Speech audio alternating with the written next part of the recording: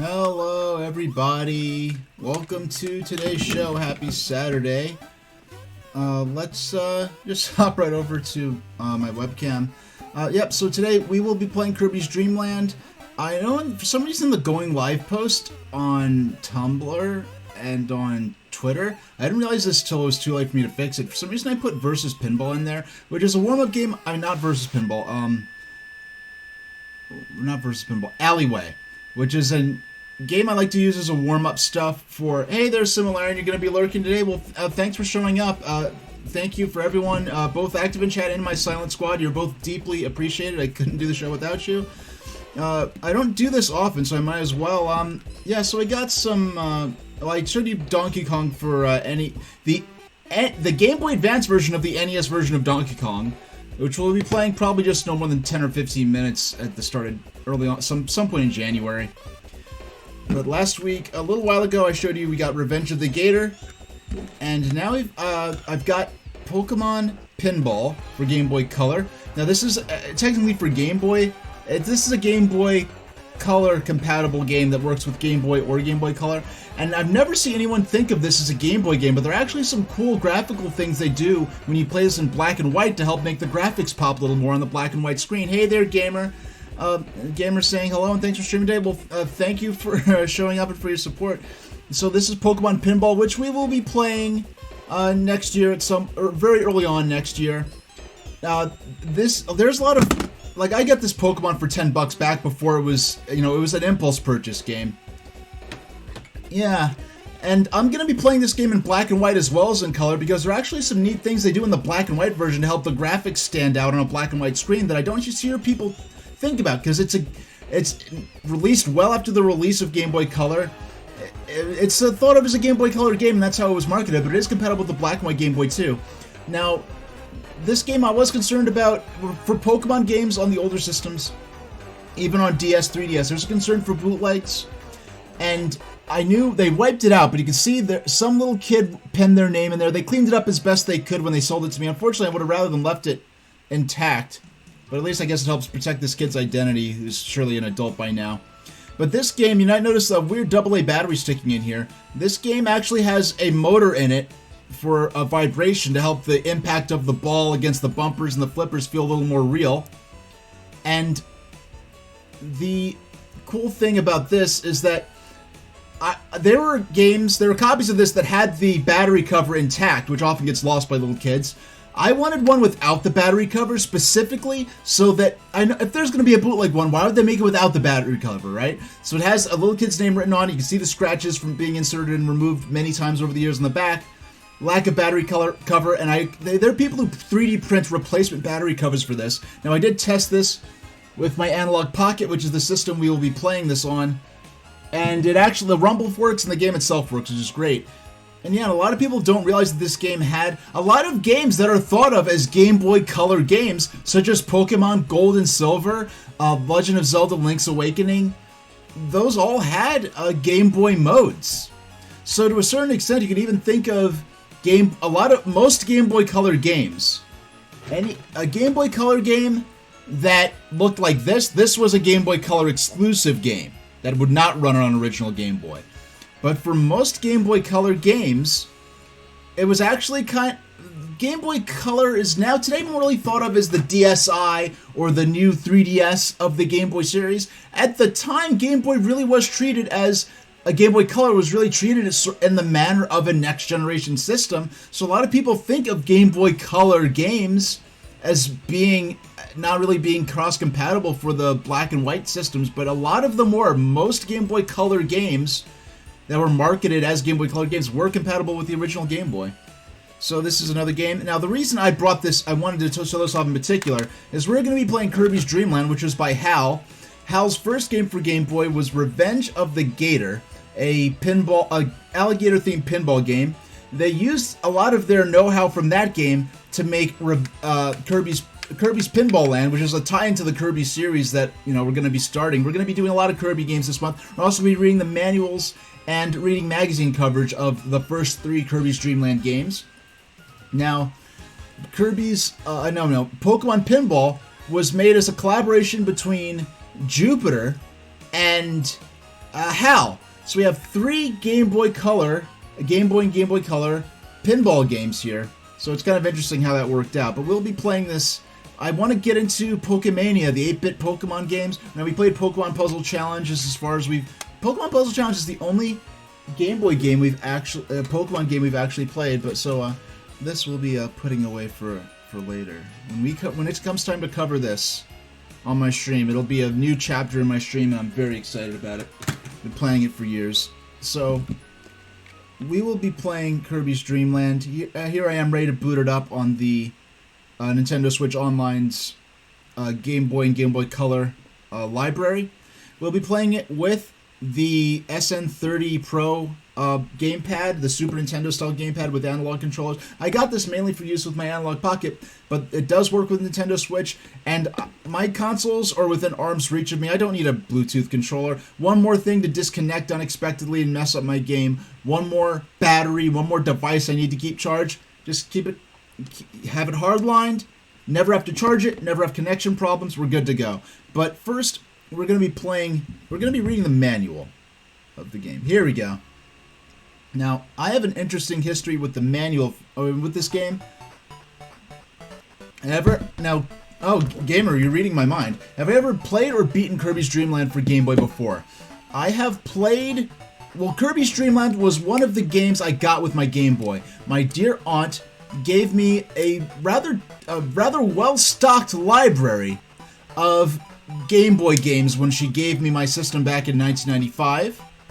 So it was a cross-country flight to go visit her, and then there was also the excitement of when I get there, and she told me that she had a Game Boy and a bunch of games for me: Tetris, Super Mario Land 1 and 2, Dr. Franken, trying to think of some others, Ren and Stimpy, and Kirby's Dream Land. Now Kirby, I was a Sega kid at this point. I had Game Gear for years. And Glackaboy's saying, believe it or not, they've never played a Kirby game before. I know I've played Kirby's Adventure, if those who want to look back on my VODs. I played Kirby's Adventure, and when I did Kirby's Adventure, I actually played some of the ads that from my own VHS tapes from back in the day when my mom and grandma would record the cartoons I'd watch. When I first learned of Kirby, back when I was more of a Sega kid, I was interested in this character because it's like this cute puffball character, and they were really stressing there's this notion of American Kirby's always pissed, because for years they would take the Japanese art of Kirby, where he's usually smiling and happy. They'd give him a fierce look, turn his smile into a frown, and make him look really fierce and powerful. And that was something they were doing in the North American market from the beginning, because Kirby's a very cutesy looking character. So they made all these ads, even back in the 90s, that really stressed, don't underestimate him. He looks really cute and cutesy, but he's actually a very powerful hero. And he is one of the most powerful characters in Nintendo's roster of protagonist characters. So I got my copy of Kirby's Dream Land, and the first game I tried was Super Mario Land, but I did try Kirby's Dream Land very early on because I was very excited to see what this game was like. Now, a lot of the games she gave me were second-hand, so only a few of them had the manuals. This was a manual I did not get to read, and I was kind of disappointed. Well, not really, but... back then, a lot of the lore, the storyline for a game, especially games like platformers that did not have a lot of in-game text, a lot of that lore came from the manual, so I never really knew what the manual was. I knew it had something to do. I remember the commercial saying that King DDD stolen Dreamland's dreams, and that's basically the only context we really had. Actually, let me get rid of... Now, I know there were a lot of fun rumors they would do back in the day, fun hoaxes that would appear in magazines for April Fools and stuff, saying that you can unlock Kirby in the original Pokemon games as... Okay, so here we go. Here's the manual. So here's the Nintendo seal of quality. I'm pretty sure this game won't take too much explaining, but Kirby to the rescue. Oh, and by the way, just so I mention this now, later on in the stream, after we beat the game, because I do expect to beat it today.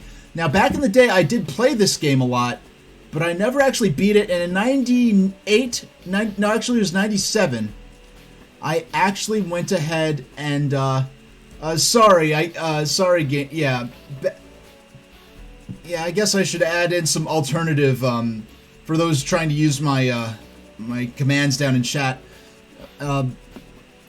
but there was I sold it in 97 so I can get Pac-Man. I sold the FunClan so I can get Pac-Man, which I was more interested in at the time. Now, I never beat this game back in the day. I never beat it back in the 90s. I did not play the game again. I still don't have a physical cartridge. If I had a physical cartridge, I'd be playing that, but it's available on Switch Online, so we're going to be playing that version.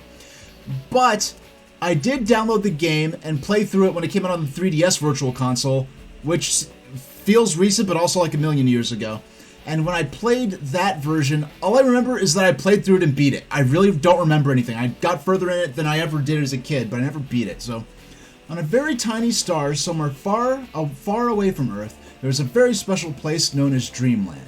The Dreamlanders are very happy people who use their magical sparkling stars to play and work among the heavens. That is until one dark night when the gluttonous King Dedede and his rotten band of thieves swooped down from the neighboring Mount Dedede for a midnight snack in Dreamland. Not only did they steal all their food, but they stole the Dreamlanders' treasured sparkling stars as well. Because the Dreamlanders didn't have sparkling stars to gather food anymore, they began to get very hungry. Suddenly, a spry little boy... I never thought of Kirby as a boy. But in the Kirby Right Back at Ya, the anime, he is a prematurely... Kirby was like an artificially created being to fight evil, but he sort of hatched or was awakened prematurely before he fully developed, and that is why he's able to absorb other beings' powers. And Gamer's asking, quick question, they want to donate that month, but they don't have a credit card. Would I accept an eShop card as donating? Well, Gamer, my heart, because I don't, I only put up the Ko-fi because people kept asking me to donate, and I'll be, I don't even want to be, I'm honored that people have considered even donating to me in any way, shape, or form, but what I would say is I can't say how soon I might be buying another eShop game, and how soon I might be buying that game, and I'd probably be more likely to be buying some vintage game cartridges sooner than buying any digital games on the eShop. So if you wanted to hang on to your eShop card if you have it, and when you have the means to do so, or if you want to throw a few bucks at the American Humane Association, which helps both animals and children. That's some options that I would appreciate, just as much as, as cash, and really you just being here and enjoying my show and expressing your appreciation is more than I could have hoped for. So thank you very much for your support, Gamer. Yay there, Azure S. And so you have just the controls. You have this old art of Kirby. Now, earlier on, Kirby's coloration had been firmly decided upon. So here, Kirby's actually being depicted as white rather than pink. So let's get started. Correctly insert the Kirby's Dreamland into the game pack, into the Game Boy unit, and turn the power switch into the on position. You'll see the Nintendo logo appear for a few seconds before the title screen appears. Now, what's interesting to me, it seems like these screenshots really do strike me as being like photographs of a television or something like that, and not direct feed, such as it were. Here you have just the basic information, how to fight, how bosses work. And here's Kirby. Oh wow, the dialogue is actually from Kirby. Hi, I'm Kirby. Pleased to meet you. I'll be doing the explaining from here on, so listen carefully as you'll need my advice to knock out King Dedede. Walking. When I'm on the ground, press left or right on the plus control pad to make me walk. If you press down on the control pad when I'm standing still, I can crouch down to avoid an enemy. I can also jump over an obstacle by pressing the A button. Now, inhaling and exhaling enemies. This is before they established the screens could be from a developer capture device, but there's something about the quality of them that does not make me feel as though it's direct feed in the manner that a home console game screenshot from this period might have been. So this is before the ability for Kirby to imitate enemy powers had been established. So he could inhale and exhale enemies. And he can float, but he cannot copy enemies yet. So you have candy. When I grab this lollipop... Oh, okay, you know what? I always thought it was a magnifying glass as a kid. When I grab this lollipop, I can flatten as many enemies as I like without getting hurt. Unfortunately, this lasts only for a short while, and if I fall down a cliff, I won't come out alive. Bomb. This could be a real blast. I can throw it at an enemy, but if the bomb blast reaches me, it could hurt me as well. If I get too close to a bomb without swallowing it, it might explode, so take care. Microphone. I'm not a very good singer, and I sometimes sing off-key, but King DDD's bullies can't stand to hear me sing and will just explode with laughter when I puff out the microphone. Explode with laughter. That's a nice way to try to soften the fact that Kirby's murdering everyone on screen. Spicy food. When I eat this big plate of hot and spicy food, I can attack enemies with fire pellets. However, keep me out of water or I'll douse this weapon sooner than you may want to. Mint leaf. When I grab this, I don't remember the spicy food or the mint leaf. If I grab this big mint leaf, I can shoot a rapid stream of air pellets. This will definitely come in handy if there are a lot of enemies on the screen. And bag of magic food. Bag of magic food! That's clearly the tomato. That's clearly the maximum tomato. Or maxim tomato as it's sometimes called. Bag of magic food. This bag contains some pretty special food. I can't tell you exactly what's inside, but if I pick one up, it will completely restore my health. That is clearly the maximum tomato. I don't know why they decided to just style as a bag of food. Pep brew. If I get my hands on this bottle of super energy brew, I'll recover 2 bars of vitality. Pep brew.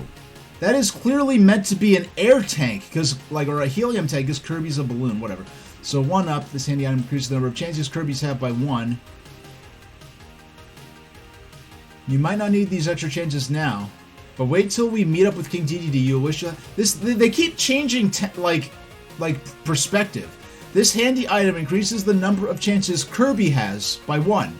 You may not need these now, but wait till we meet up with King DDD. So it goes from talking about Kirby on the third person to this being spoken by Kirby.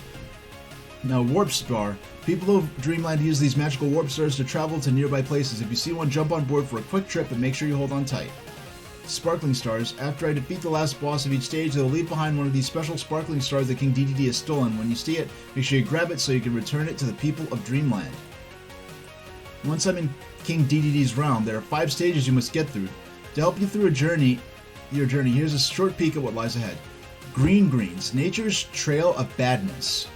A great place for you to start your journey. This natural setting is full of rolling hills, fleecy clouds, and bushy trees. But don't let the scenery distract you, because while the animals may look cute and friendly, they can be troublesome and dangerous. Castle Low. Now, I never played Adventures of Lolo or Lololo, which is a game on NES, which is available on Nintendo Switch Online, which is a game by HAL that I believe features these little critters right here as the main characters, and I think they're called Lolos or Lololos. So this stage, I didn't realize at the time, seems to be somewhat of a reference to this game from HAL's past. One step inside the spooky castle and you know something weird is going on. You'll have to be careful here. La La La and Lololo are too cute, it says Gamer. Now, some of the not-so-famous twins, Lololo and La La La, rule this castle of gloom. Now this, I remember fighting them. Float Islands, I never remember getting this far as a kid. And because Kirby was made by Satoru Iwata and Masahiro Sakurai, well, Sakurai mainly, and then Satoru Iwata was like the main programmer, who later went on to be president of Nintendo, and Sakurai is, works at his own company now. I think that works along with Nintendo for a lot of things.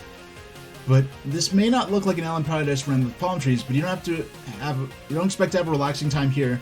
You'll have to watch your step as you island hop here, or you could end up falling in the ocean. Kabula will have you scrambling to dodge your constant assault of cannonballs. Now entering, this is a blimp with a little cannon on the bottom.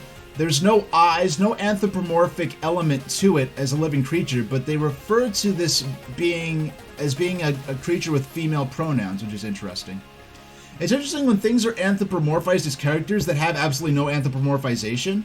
Like Thomas the Tank Engine, for instance, or Cars. Yeah, they are anthropomorphic machines, they are alive, they are characters, but they have human faces added to them. Whereas Herbie, who is a character in the Herbie the Love Bug movies, those like Herbie is a living being in the form of a car, but there are no like, it has no face or eyes. It is just a car. But the bubbly clouds, the Kingdom of Clouds. Now, I played this on 3DS. I remember nothing, really. I know I remember Krakow from Kirby's Pinball Land more so than anything else. Now, King DDD and his crew are waiting on the mystical mountain. I don't remember anything about that. Hints. Explore all areas thoroughly and look for hidden passageways, magical food, pet brew, and one-ups are hidden in some unexpected places. You have to be patient in order to defeat some of the bad guys, use enemies, blocks, and anything else to defeat some of the stronger enemies. Hold on. I gotta scratch my leg for some reason. Okay.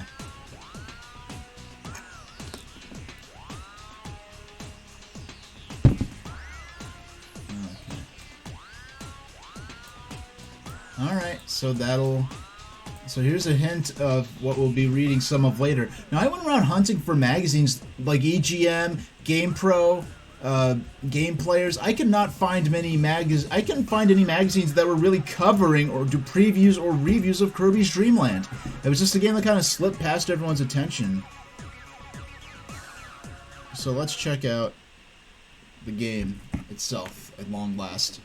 So 20 minutes in, we'll get to the game itself. So let me just untangle the cord a little bit. And here we go. So this is Kirby's Dream Land. I just remembered sitting in it was the sunlit,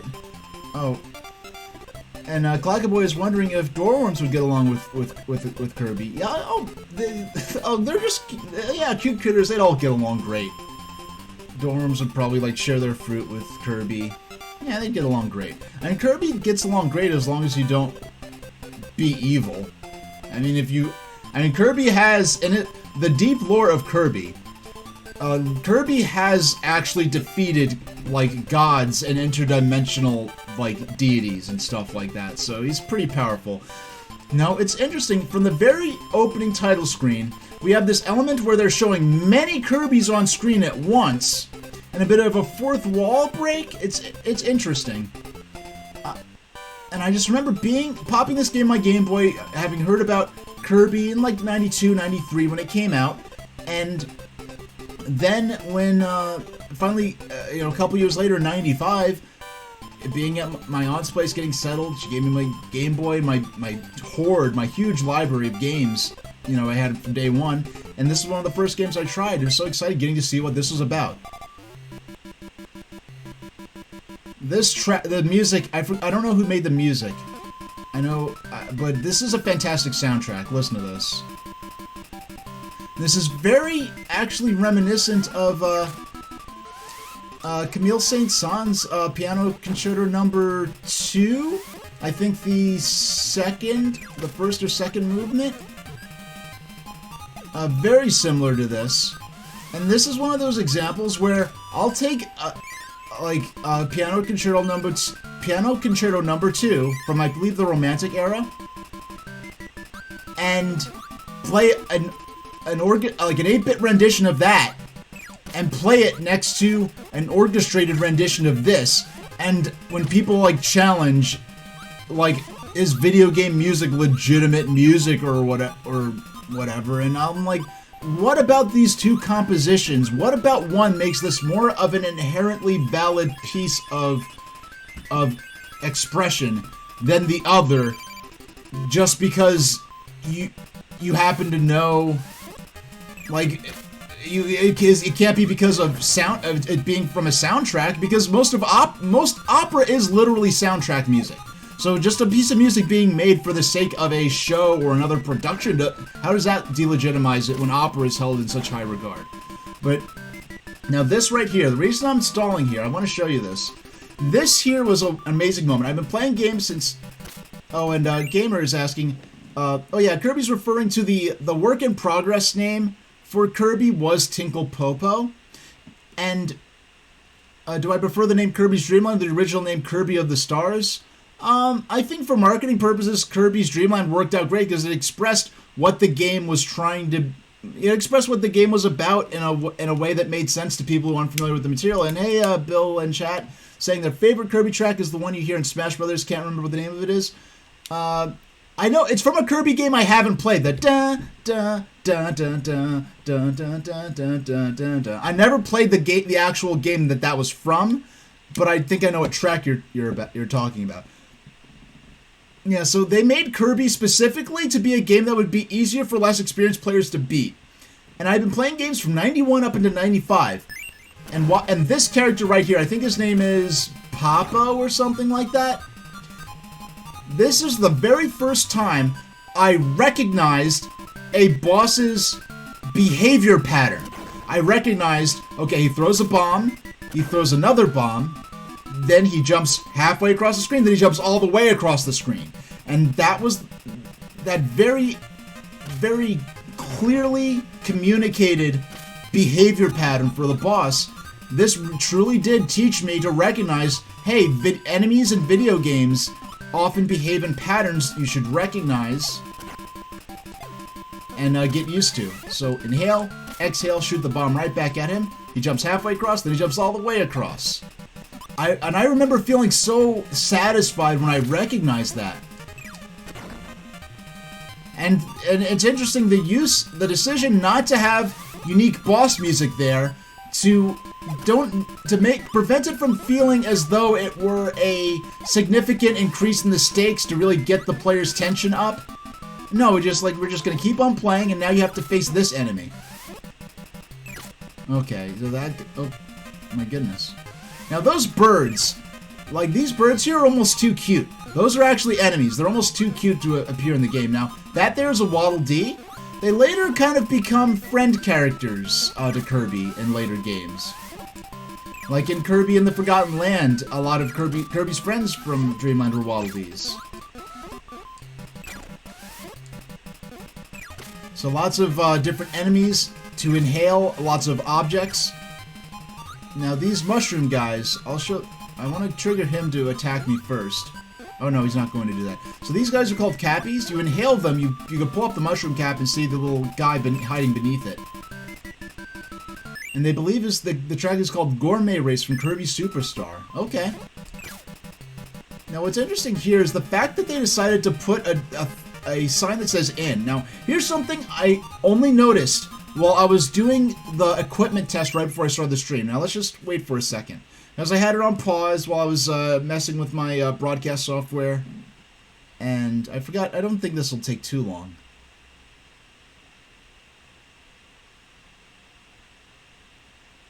A little Easter egg they threw in here. And you pause for a certain... Oh! Look, he starts dancing around. He's getting impatient. Kirby's, it's not his nature to be impatient. He's bored, just fidgeting around. I never knew that. Oh, he tripped. Oh, he's... Okay. Alright, back to the action. It's interesting that they put that thing that says in. Now, when I was doing the sound test for this game, I really did not play past the first screen. Did Gimmick come out after Kirby? I think Gimmick was Gimmick 93? It was like 92 or 93, right? You know, it's interesting, Kalakaboy, I was reading I ended up running into a review of Gimmick while I was looking for, I'll say this. I was looking at magazines, various gaming magazines that came out the same month that this did, and one of them had a review for Gimmick in it. One of them gave it a 5. It got like a 5 and a 4 out of 10. Now, the other reviews were like a 7 and an 8, like a 7 and an 8, but there were some really harsh reviews saying it was childish and too easy. Which is very interesting, because I know that game is held in very high regard these days. Yeah, but they were close enough together that they were sharing some magazine coverage. Now here we have gamers saying you can tell the developers had a fun time making this game when they had time to put in little things like Kirby's dancing. Yeah, exactly. Now here's Wispy Woods, the character who appears on the box art, actually. Oh, shucks. Now here we have the proper boss fight. Okay, so this is one of the iconic Kirby enemies, actually.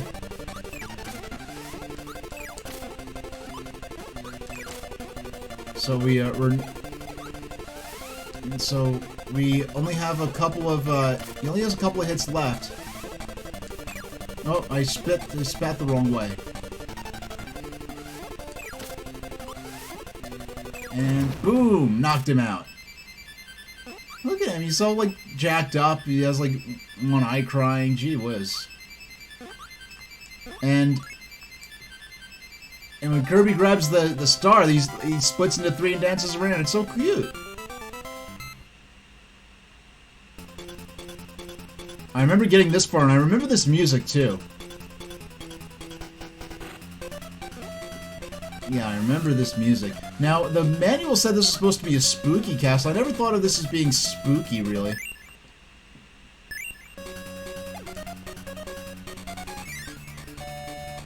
And it's funny because the two reviewers gave this game a hard time. Oh, I messed it up.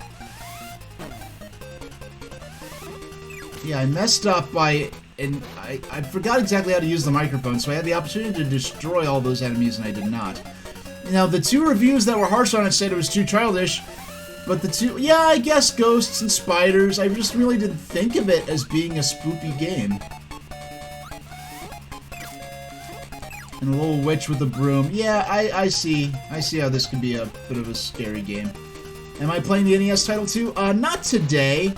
I don't have my layout ready for it, because the layout I made for Kirby's Adventure was, which was the second game in the series, if I remember correct.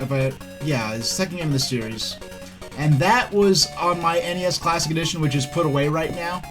I do have access to Kirby's Adventure on Nintendo Switch Online, but I don't have a layout ready for the Switch Online version of it, because the dimensions of the screen are going to be slightly different, so the way I framed everything is going to need to be a little... Now, I remember... Oh, you know what? I just realized something. That question mark with that space jumping out of it, I remember this enemy, but it just now occurred to me, this is probably supposed to be a Jack-in-the-Box, but they didn't feel like they couldn't quite pull off the graphics for a chain or a spring for it to be on. Now, next stream, I plan on beating this game today. Man, like, that, you know what? I think that thing, those creepy masks prepare me for the Phantos in Super Mario Bros. 2.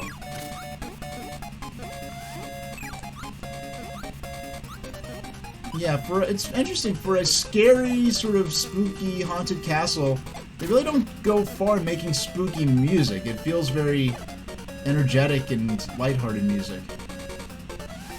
Yeah, I won't be playing that today. So anyone who wants to see me play Kirby's Adventure for now, in the future, me or someone else may play Kirby's Adventure again.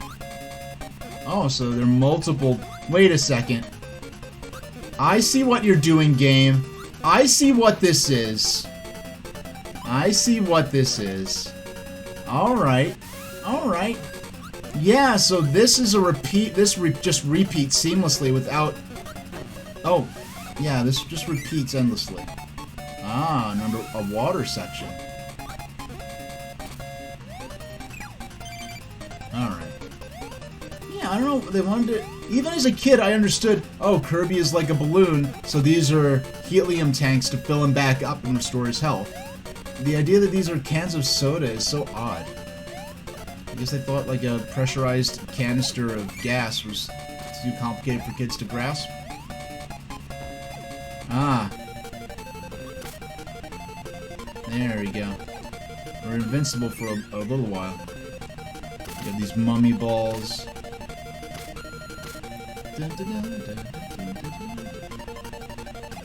Ah, a warp star. Take it straight to the next area.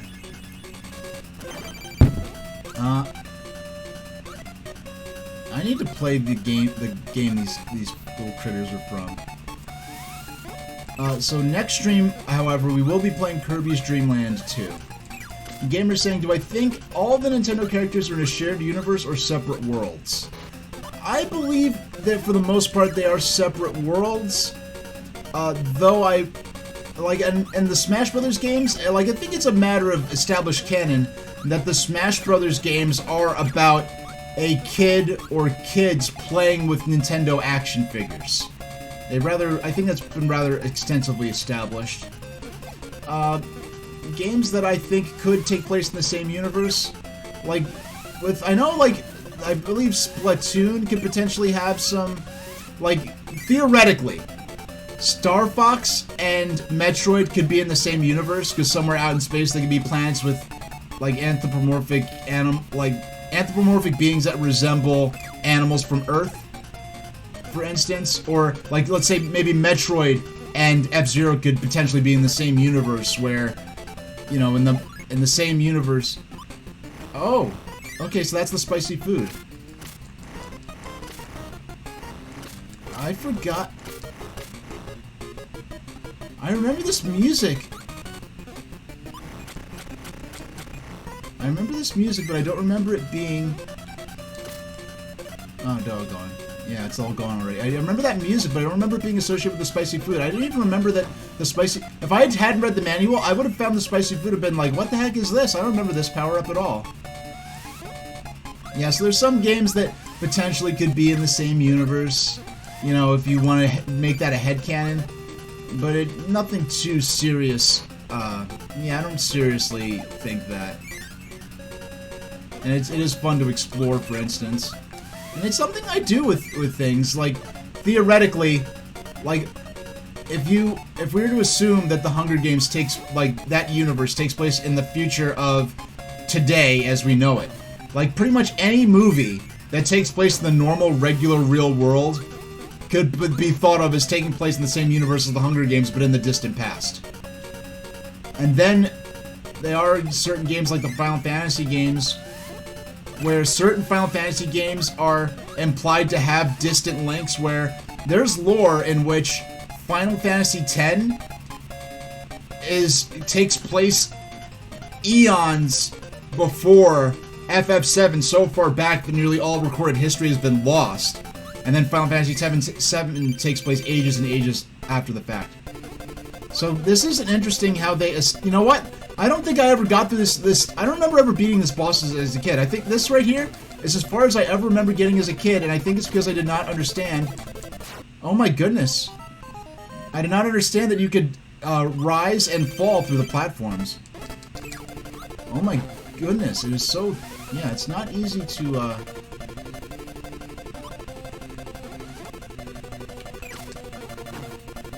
Oh my god, how am I supposed to... Man, this is a...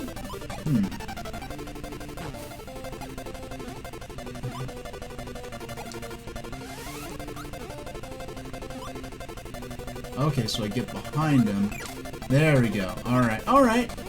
Alright, alright, game, I see what you're doing. Yeah, so I need to... Huh. This game teaches such very interestingly specific things about how to observe boss patterns and act on those patterns.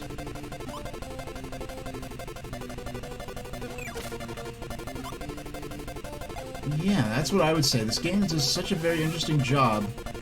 Yep, it's Colby from Massachusetts. Not to be confused with Lunk from Pennsylvania. You missed it. We read the manual earlier. Oh my goodness. This might as well be the first time. And now, Gamer's quoting the inexplicable American, like, southern like, foghorn leghorn-esque southern accent they decided to give King Dedede, and somehow it worked perfectly. And Kirby right back at you. I remember in, like, not too long after the 3DS came out, there was a 3D, like, mini episode of Kirby's Right Back At You that they made specifically for 3DS, and I'm like, wait, do they just have the Kirby Right Back At You machine just sitting around to dust off to turn back on whenever they feel like it? Like, what's going on here? Because even just a few years later, it felt so nostalgic seeing Kirby Right Back At You again. And the 3DS short came around, so... I do need to play the game that is the source material for these characters. Someday I will. No, I was too slow.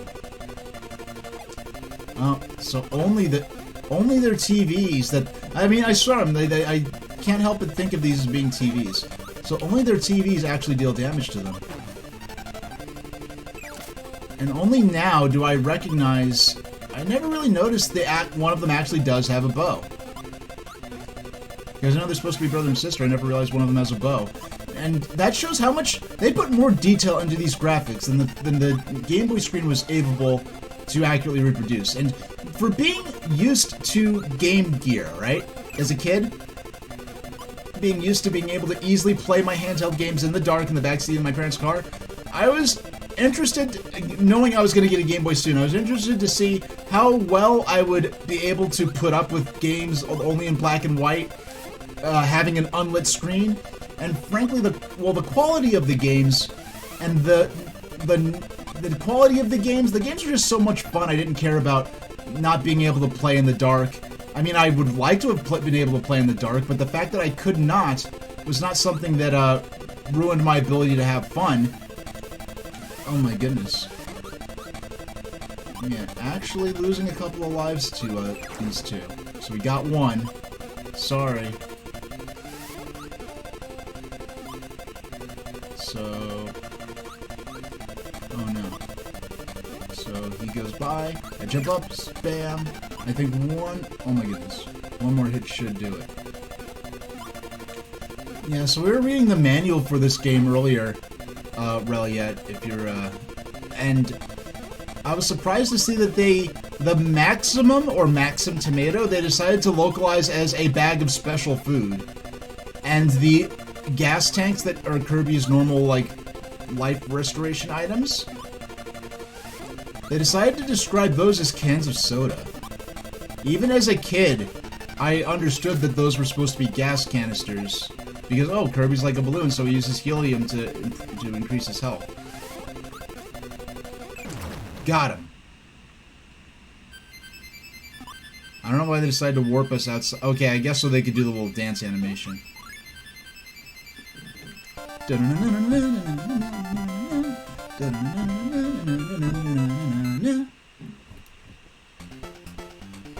So that's... I never got that far.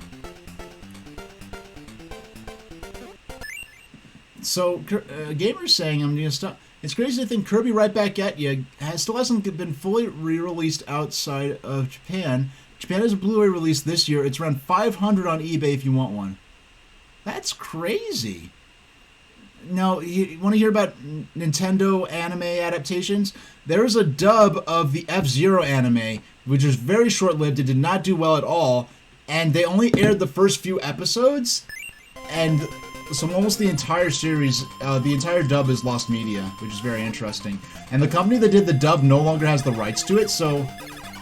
oh, so this is... it's that clam that has that bean power-up that would later become sort of the basic power-up that would be used in later...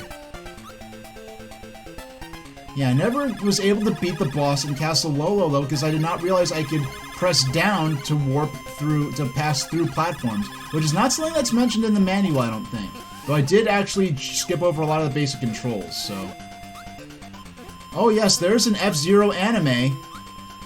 I think it was called F-Zero GP Legend in the US. It was around this 2003-ish. It was sort of riding on the success of F-Zero GX. And the F-Zero Game Boy Advance games of that period, because there was F-Zero Maximum Velocity and F-Zero... wow, I didn't realize those could hurt me.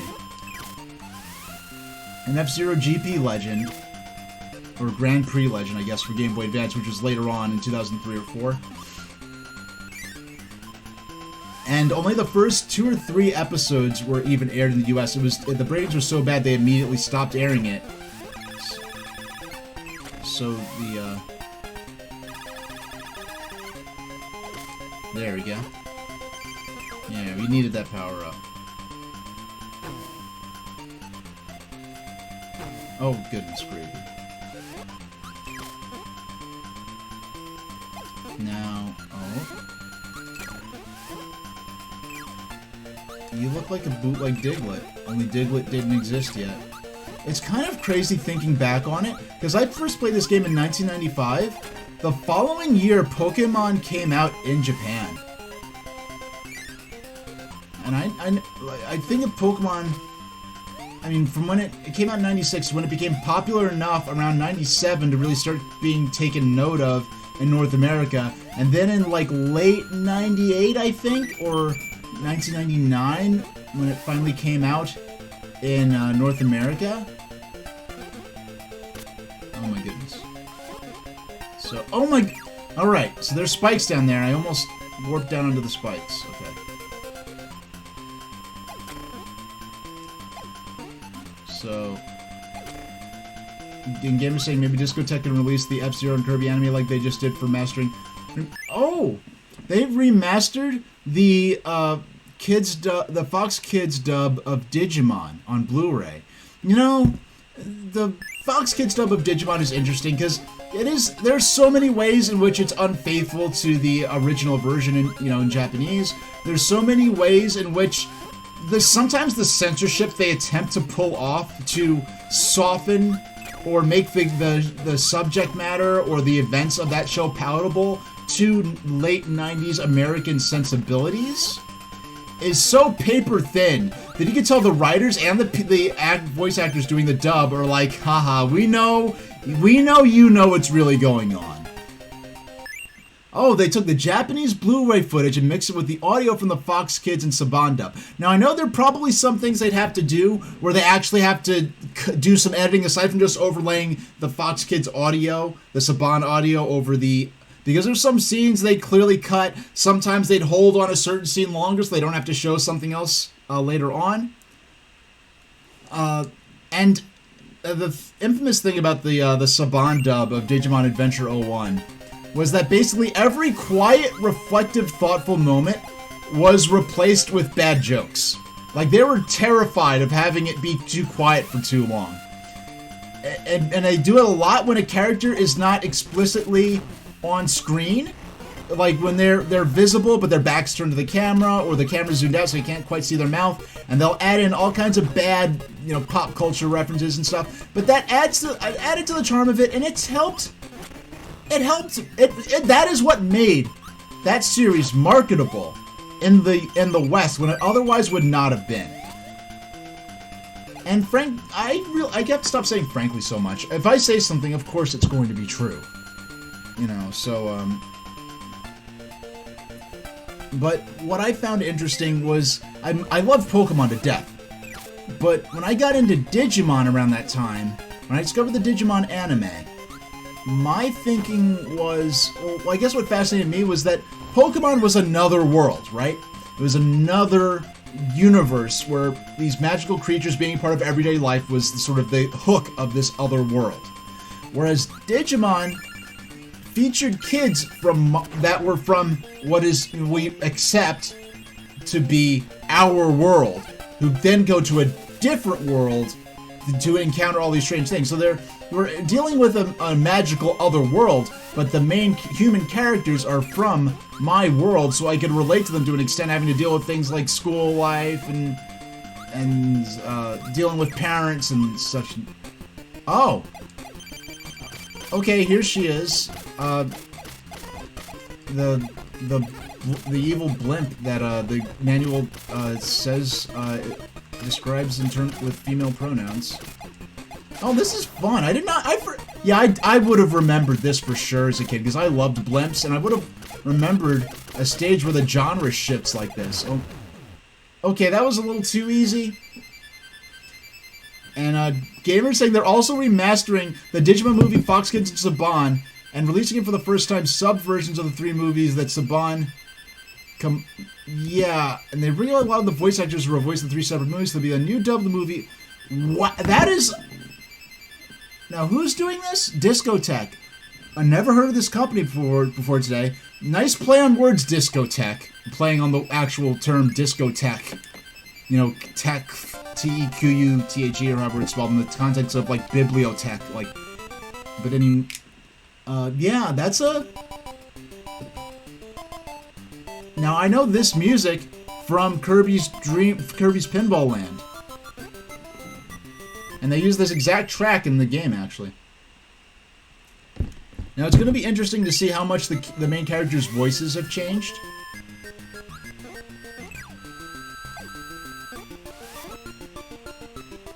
Yeah, so this is... Yeah, so I played through this game sometime in 2011 or 2012. Sometime not long after the 3DS came out. But I do not remember this. Ah, it's a homing... It's a homing cannon, I see.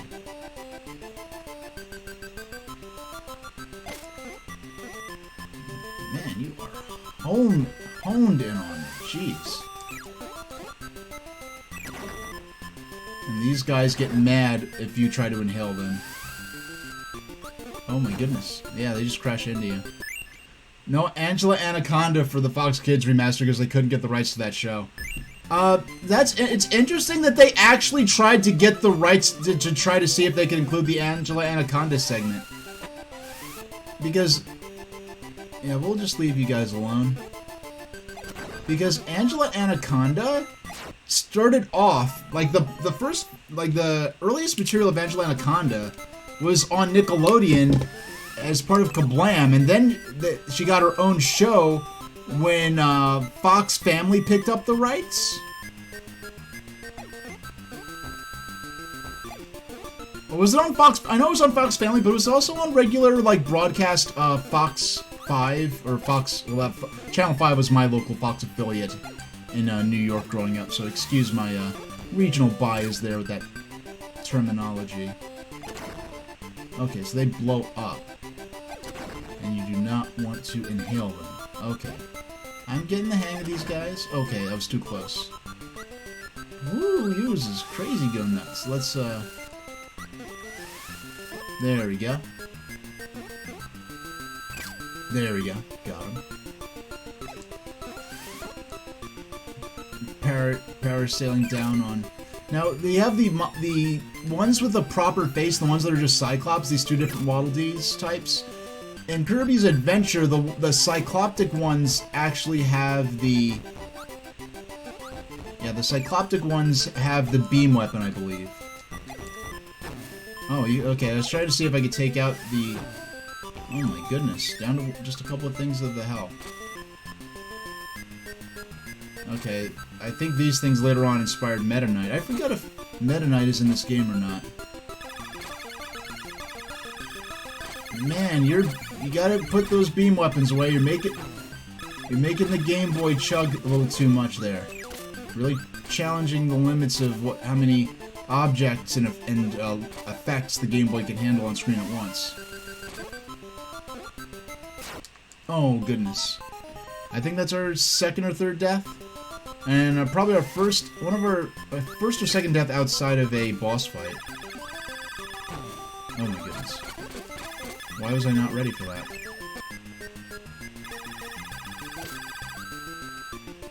So, oh.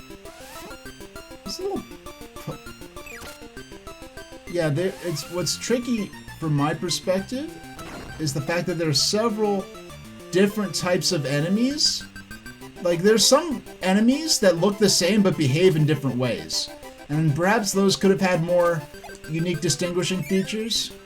That's the main criticism I have of this game. That certain enemies do the same thing. And if an enemy looks different, and especially in a game like Kirby's Dream Land, on a Game Boy game, you have 4 shades of gray to choose from. On an original model Game Boy, 4 shades of pea green. And it's...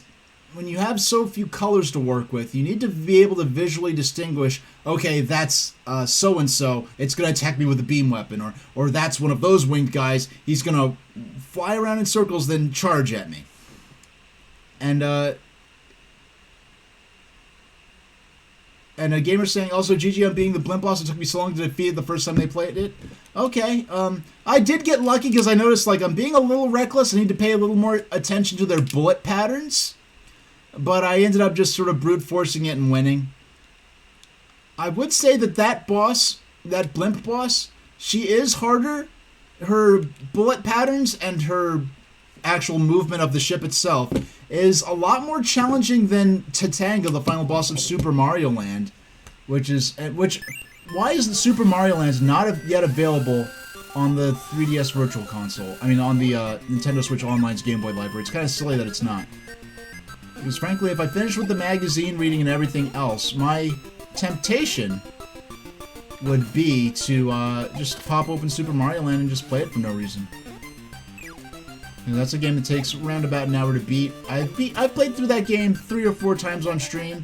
I'm very consistent at it. The 2 platformers I am most consistent at in terms of the 2 8-bit platformers that I'm consistent at playing through and beating on stream, where if I pop one of these games in, I know I could beat it within a... Oh! I just found it hidden area. Okay, what's the point of... They did not tell me... They did not tell me about this area, and they did not talk about that power-up.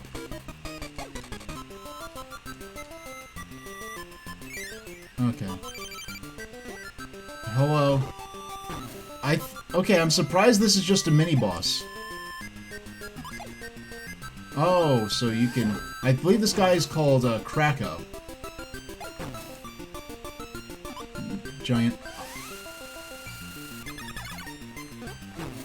Oh my goodness. So we gotta watch their patterns. So he swoops down. Oh my goodness. He only has 1 health left. Oh no. Oh, I was just shy. Oh! Just shy of actually, taking him out the first time around. Now, it may just be an eyeball, but... Oh. Yeah, I like this guy's design. Yeah, yeah, but I thought they did this thing where they could generate clouds around them. Maybe that's something that developed in later games. Oh my goodness. Oh. So only artillery in the form of spitting enemies back can actually damage them. I see. Okay. Alright, I see what I gotta do now. He spits the enemy.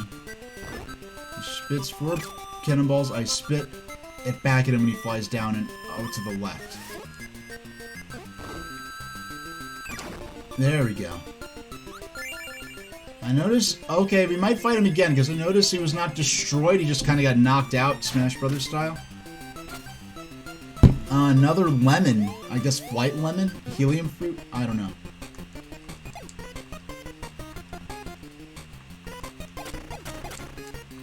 Ah, we could refill on some health.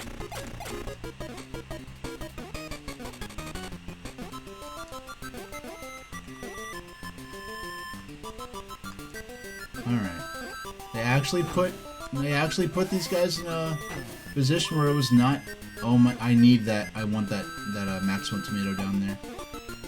And... Oh, they make me a slight bit of a risk to actually collect it. Yeah, the pixel art in this game is very detailed. My complaint is that they did not take advantage of how detailed some of the characters are, even with just 4 colors on a screen that's not the easiest to see, in order to differentiate some of the enemy behavior types. And they're saying, gamers saying that me playing it makes them want to go back and play it again. That's my hope with everything I play. Okay, I think that's just gonna be... Oh, did you really need to respawn? Oh goodness, that was gratuitous. Spicy food hype. Boom, boom, boom, boom, boom. Makes this sequence a lot easier.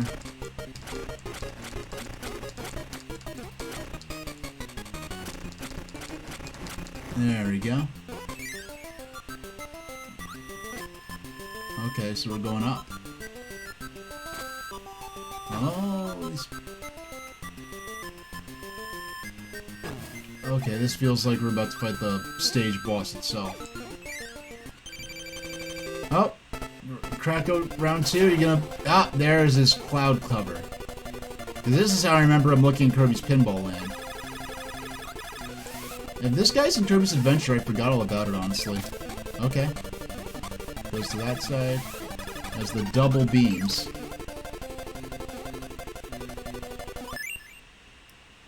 And yeah, and oh, and I know I saw it, and I thought I maybe somehow got distracted, but Clackaboy, thanks for bringing the Salacious Ghost Stories anime to their attention last time. Added to Amazon watch list to check out later. Yeah, I wasn't offended by it, but it's a bit more of a little. It's not quite in line with the tone I keep for my stream. So I wasn't offended by it, but you know, I think we'd seen about enough. And we ended up having a very fun magazine stream. Why is this his main boss form easier than his mini boss form? That's interesting.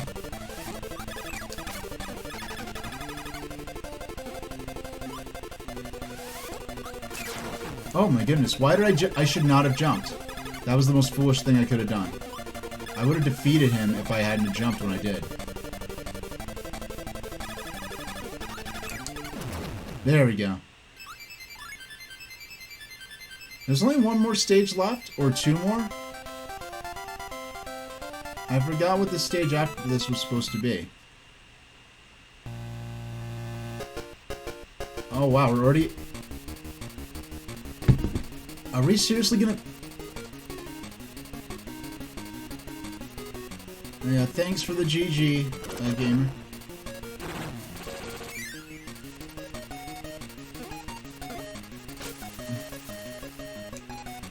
Oh my gosh, yo, boss rush, hype. Let's do it in order.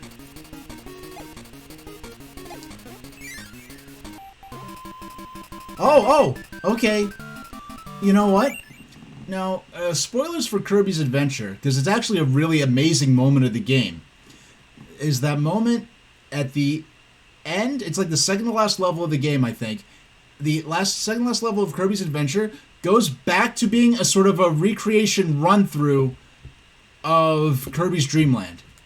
And I think that was really the moment that Nintendo published games first became self-aware and self-referential in that manner, where they actually go out of their way to make you feel something due to your experiences in older games of the series, which is kind of crazy because this game was 92 and Kirby's Adventure was barely a year later, or barely 2 years later. Okay.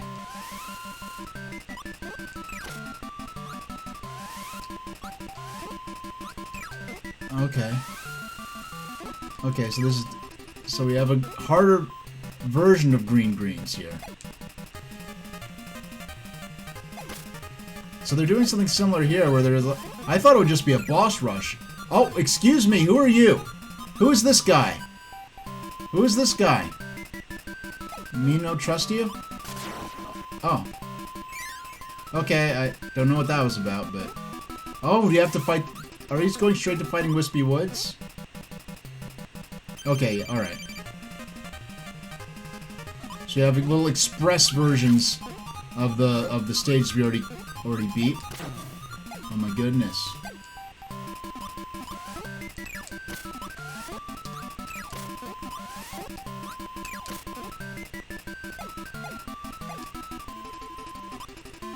Just keep my eye towards the top of the screen so I can look at where the fruits are gonna fall from.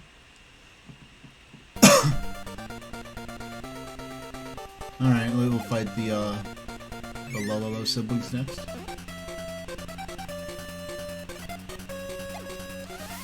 Alright, creepy mask. You know what? They're a little they're just as creepy looking as Phanto, but they're a lot less threatening because they're compared to Phanto and Superman Brothers. Are these just oh. Do I just have to touch it? Okay, so I just have to touch him. The Kirby clone. Because I noticed on the title screen that the game is very used to this idea of seeing multiple Kirbys.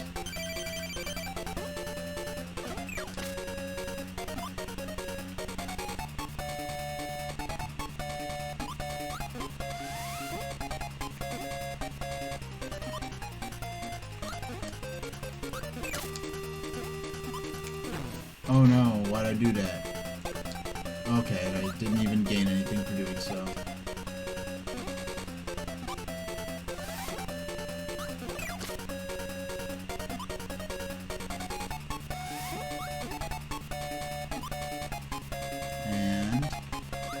Right back at you. Oh no. Losing a lot of... This is... If you're not patient, this is...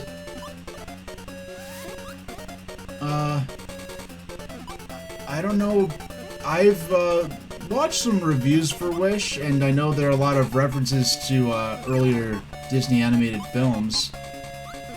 I don't know if there's some big spoiler aside from that. I'm not aware of it. And I know there's been some back and forth as to how seriously those references were supposed to be taken. As if they're... Because there's some people saying that they're supposed to be Easter eggs, and there are other people saying that it's supposed to be canon to all the other movies that it's referencing. That's all I know about Wish. And I generally haven't heard... People who I know there are people with various motivations for their criticism of Disney released and produced films, and I know they aren't happy with it. But people outside of that scene, people, I guess you could say, who aren't known for seeking to be seen expressing negativity, also said that this movie is unimpressive at best.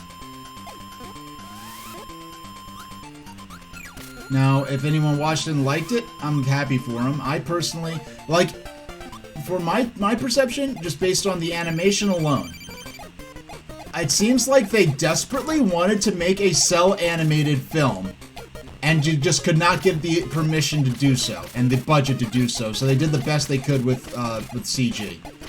That's my perception of the movie. Just based on the animation alone. If it was cel-animated, I would have went to go see it just based on principle.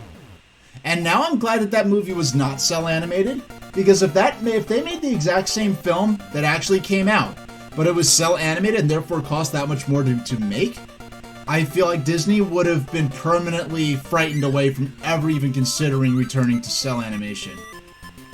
Because Princess and the Frog, we'll experiment with doing cel animation again, due to various reasons. Oh my goodness, including the way it was marketed and the timing of its release. It did not end up doing that good, and Disney never touched cel animation again. And they didn't want to touch the property again until they found one of their attractions to be controversial and tried to appease everyone by making a non-controversial version of it that not many people seem to be impressed with.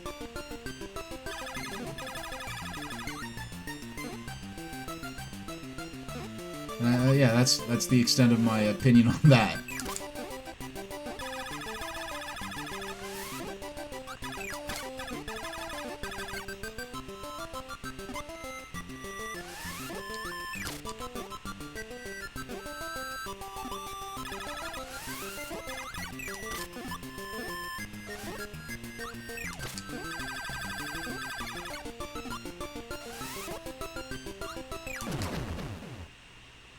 Alright.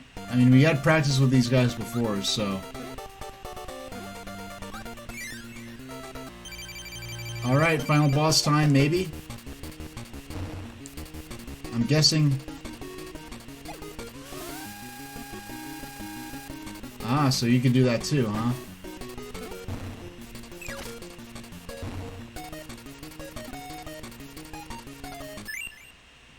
After I beat Krakow, I may want to do a save state right before I fight DDD. And thanks for the consideration, but I'm going to try to do this legit, like I actually was holding a Game Boy in my hands back in the 90s.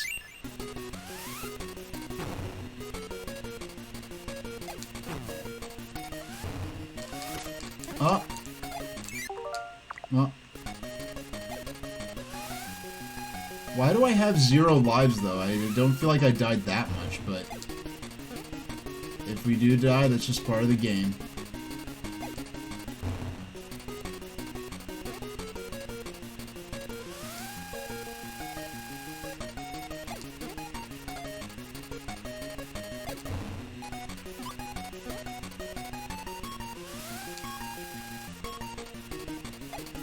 Okay, so that... Okay, so I have to be at a certain distance to inhale that star.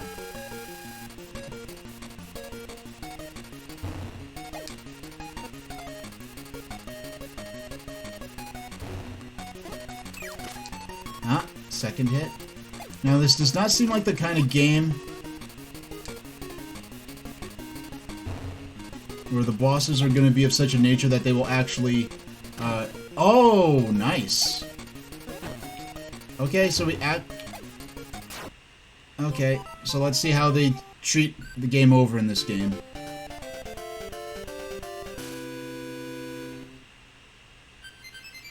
Ah, so we do have continues.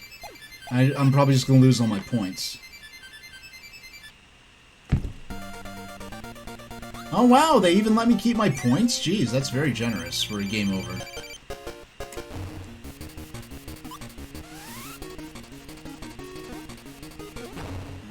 Okay.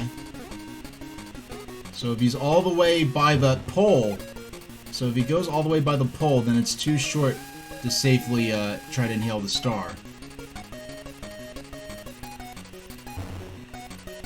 So I'll be more interested. So if he comes by with the hammer,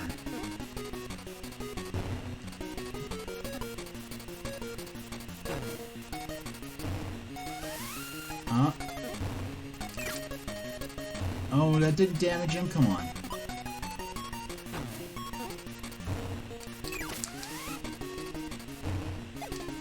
All right.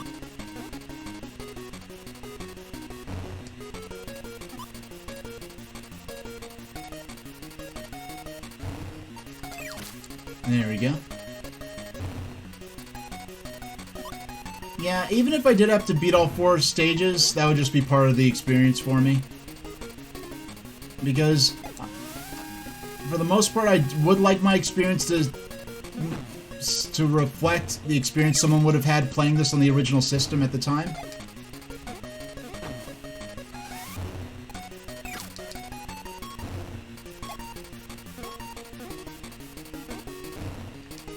Alright.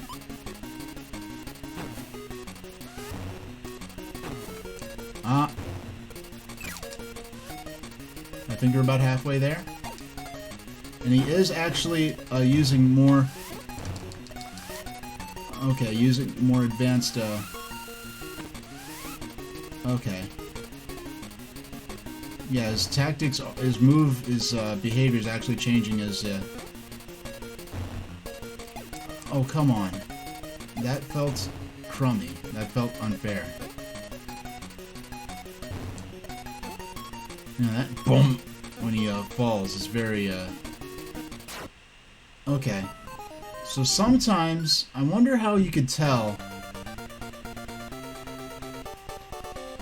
I mean, I know there was a lot of references to DDD. They used the boxing ring to introduce DDD, so I think that kind of...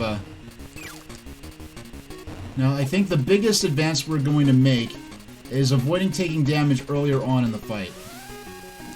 Avoidable damage. Easily avoidable damage. Because I think we got those early fight patterns down good.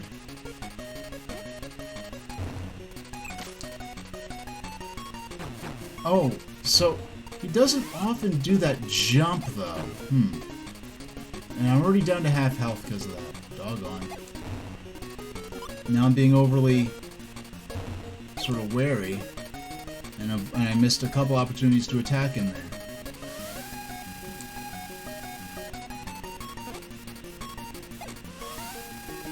So I think the key...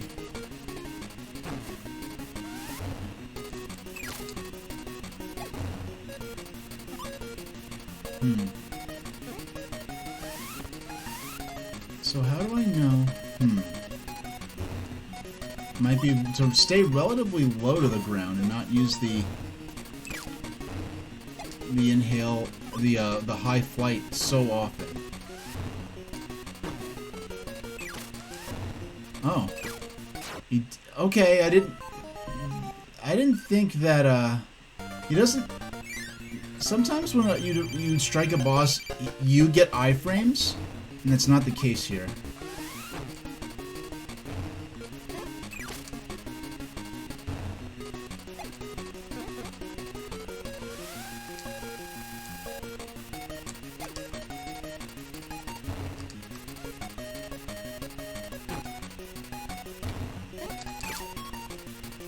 and so when you attack, we immediately just have to keep moving.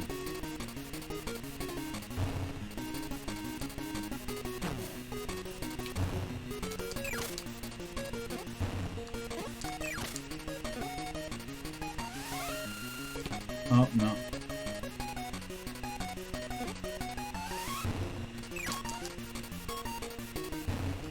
And sometimes he takes damage, but he doesn't really seem to visibly react to it.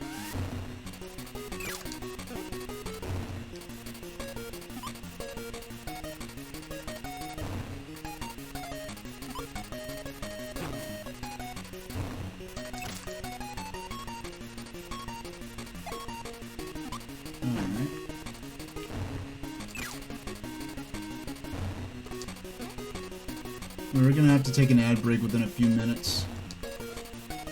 Oh, wait.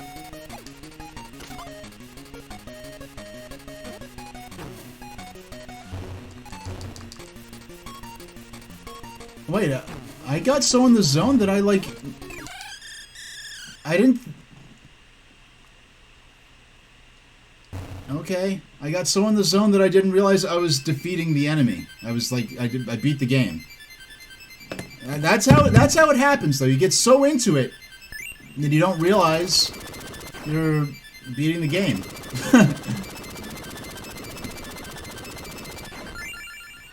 Wow.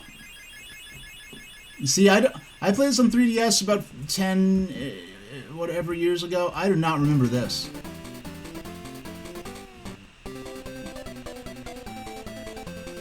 Masa Sakurai, not Masahiro Sakurai, just Masa Sakurai. I guess they didn't have enough characters to really put it in there. Programmer, Sunday Rain. Is that Satoru Iwata? Sunday Rain.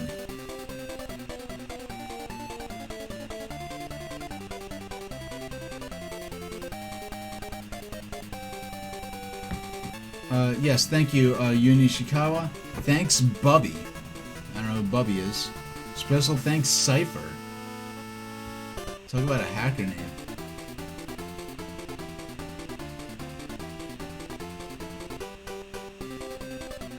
And so many players. Yes, Kirby's Dream Land presented by HAL Laboratory Inc. and Nintendo. Thank you for playing. Aww. I didn't think I'd beat the game in only... I thought it would take me maybe like 90 minutes-ish, but I'll take it. All the food is... Bye-bye. All the food's being given back. Is this it? Oh, okay. Good job. Oh! So is this something we'll always have access to, but we're just newly being exposed to? The game's explicating this to us. Press up A and select the title screen to start a new adventure. Good luck. Yeah, it looks like King DDD is big mad. Up, select, and A. Oh, okay. Do we actually have to restart? Okay. Okay, I think we actually have to restart.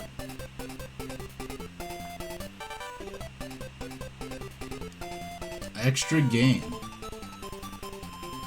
Oh, the thing is, thanks to the internet, I can look the key config up whenever. So hey, how about we go to... Well, first I'll show you those who've been watching.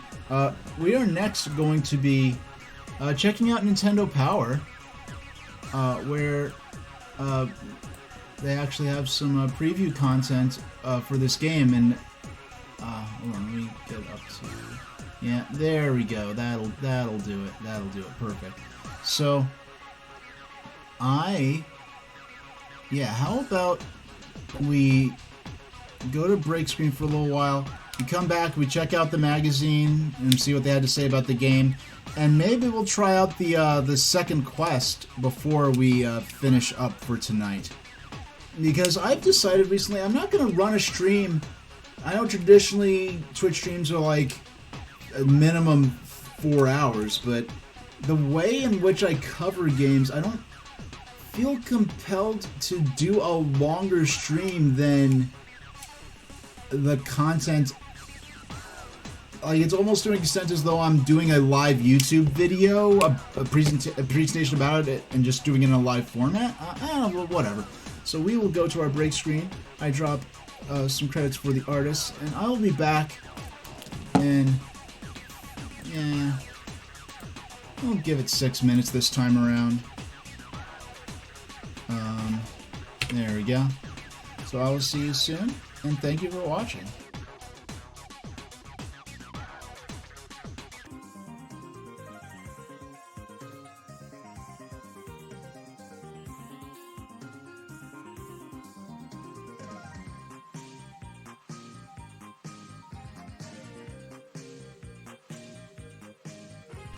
Hello, helps when I turn the microphone on.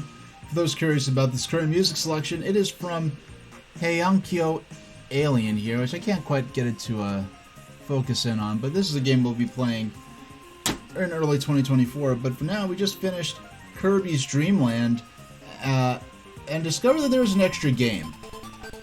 And for having actually beat this within the last several years ago, I did not come to realize that there was an actual second game to it.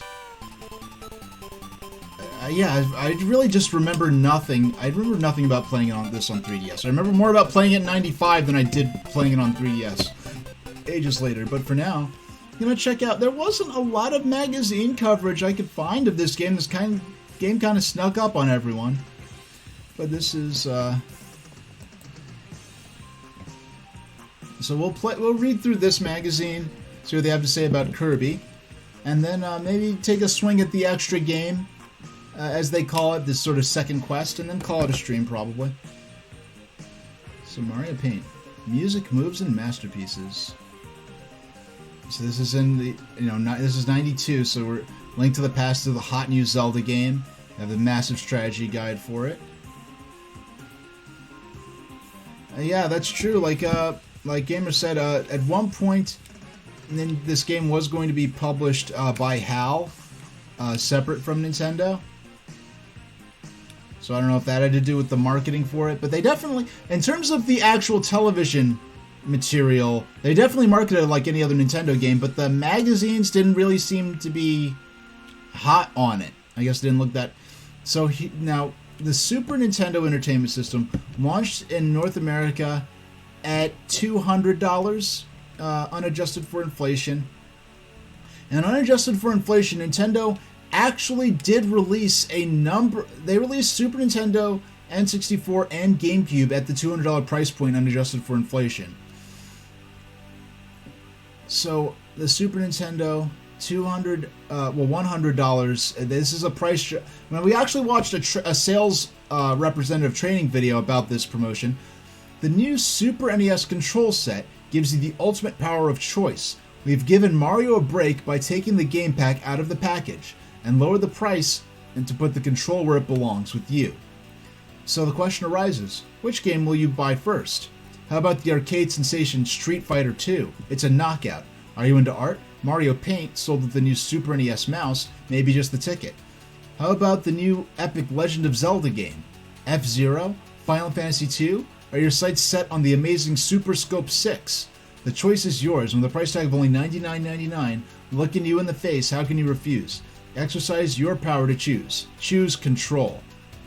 So what they're doing, they basically reduced the price. They cut the price by $100 and took away the pack-in game.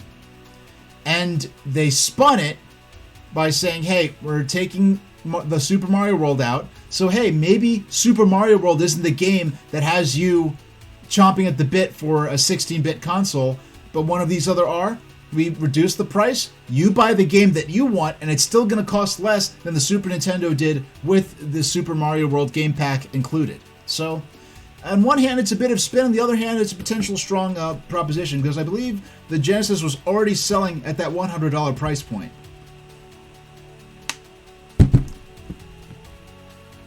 So, oh, okay, yeah, so why did I chose this magazine. Why am I surprised? I'm like, oh, look, there's Kirby. We're just playing it. Yeah, I know the whole myth of goldfish memory has been disproven, but kind of felt like a... No, Cloud Boy in chat is saying that the Super NES was their all-time favorite console. I mean, I love it, and I barely played it. I haven't played more than 24 games on that thing, and it's one of my favorites. So let's zoom in a bit, check out some of these magazines, these letters to the editor. I'm writing with a suggestion. After my son's son Ryan's gift added the Super NES to our lives, and my brother-in-law renewed our subscription to Nintendo Power, I became a very lonely mother. When I asked my son, I get, I don't know, what do you call it, a green amphibian with warts? I got it. Dinner is done. Dad and son are in front of the tube. The Nintendo's on. The yelling has begun. Mom's asking, how are you? If you could lose out with a game, Mom or the lose, see Mom burn dinner, or have you hugged your mom today? It might put me some ideas in their head. If not, can you please tell Richard, Uncle Steve, and Ryan Bainley hi from Mom in your letter column? Hiya. Wowee. Yeah. And they just said, yeah, Mom says hi. And now, this year I received a Game Boy and thought it was for me to use. As soon as my grandparents saw it, they couldn't put it down. I finally managed to get away from them. Now whenever my grandparents visit, I think I'm going to hide my Game Boy. And there's a picture of it. That's cute. Yeah, for long story short, if you didn't quite get the gist of that, the mom wrote it into Nintendo Power saying to put, tell my family I said hi because they're playing Nintendo and reading Nintendo Power all the time. My mom is king over the family's NES. She plays Dr. Mario and Tetris. This is bad enough, but the NES is in my room. She plays games in her every night. I hope I can stop her. Feeling lucky? Toby challenged her to a game. Winner gets the room. And hey, my parents were like that a little bit for a while. I had my first iMac was in my room, and then, well, even before that, my old IBM, well, not old at the time, my IBM Personal System 2 computer was in my room, and they'd stay up late at night playing, playing solitaire in there. So, and the cool thing is, I had one of those tents you put over your bed, so I was fairly isolated from, but I just remember the hum of the computer, the sound of them clicking.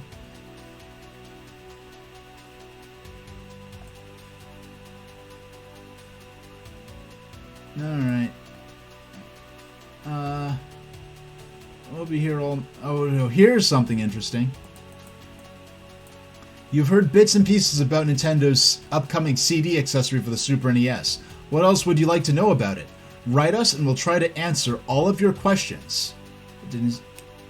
Yeah, so even in... So in 92, this future collaboration of what ended up becoming both the CDI and the PlayStation, neither of which were actually released by Nintendo, we're still on the way. So here's Gargoyles Quest 2. I never played any games in... Wait, isn't this a spin-off of Ghosts and Goblins? Yes, it's Capcom. Yes, so this is a game about the gargoyle enemy character from Ghosts and Goblins. And I didn't realize I mean, it makes sense. I didn't realize this is an RPG. That's interesting. Yeah, I did not Oh wait, are there top-down RPG elements and side-scrolling elements? That's interesting. I was not aware of that. Or is this like an overworld? Oh. Okay. This is a little more like what I remember. Or what little I knew of this game. Casino Kid 2, because hey kids, gambling's good for you. Casino Kid returns to the gambling tables in his second high-stakes adventures from Soleil. Following his $1 million win in Las Vegas, our hero's been... This does not look 18. Or 21, actually, to gamble in most casinos in the U.S. Yeah, this looks like an actual teenager. Like I was saying, I felt such a delight discovering the latest issue of Nintendo Power in the mailbox. Now, like I said, I didn't even get my Game Boy till 95. I didn't start getting Nintendo Power till... early 2000. Honestly, the earliest Nintendo Powers I remember having were from 2001. So my family would get the more multi-console magazines at that point. And I keep forgetting, I have this ticker down there of the follower and subscriber emotes you can get. I forgot I made that. That's cool. So yes, you go all around the world gambling, which must make your taxes very complicated to fill out. Yeah, these totally aren't national stereotypes at all. Here's the Chinese gambler, here's the English gambler, and here's the Indian gambler. Oh, and there's the Australia and Canada. Like, okay, so the Australia and Canada gamblers, they do not strike me as being like national stereotypes in any way. Then we got the Russia guy with like a Cossack hat. Okay, Brazil, Nigeria, Japan. Alright, so, yeah, that's a game that would not come out in that context these days. And Mekong saying that looks exactly like them. Oh, here's some codes for Street Fighter 2 I'm never going to use because if I ever play Street Fighter 2, it'll just be for the gimmick of it, just to try it out. I've never actually played a Cuber game. Final Fantasy Legend 2 I've never played. I've played Final Fantasy Legend, it's one of my favorites. It's a game I look forward to covering on stream. And here's the Legend of Zelda Link to the Past manga. And it's interesting, I don't know much of this character, but it's interesting how, with his nose and his ears, so strongly resembles how Ganondorf ended up looking. Okay. He has to fight this Birdman.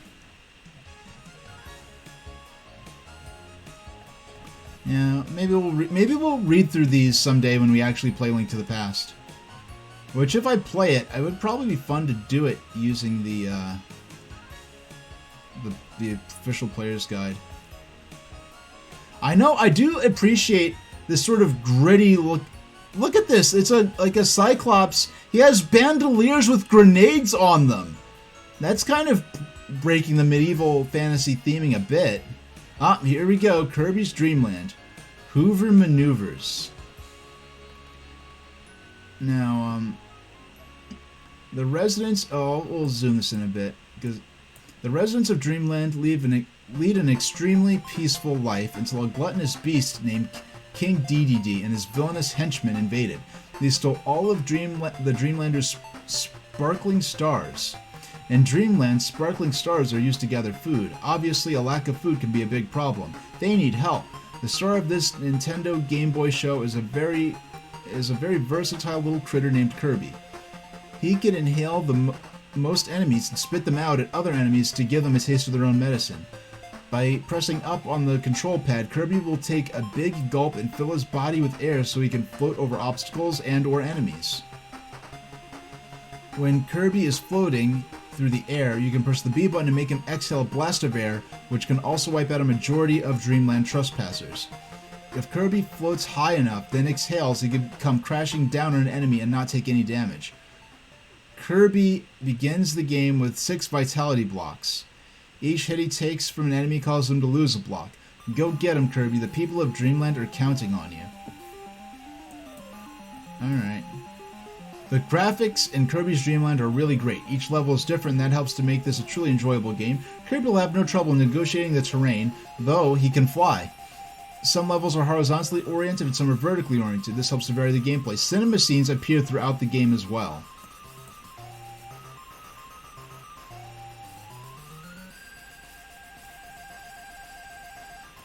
Alright. Talk about his inhaling ability. Here we go again. With this magic food bag.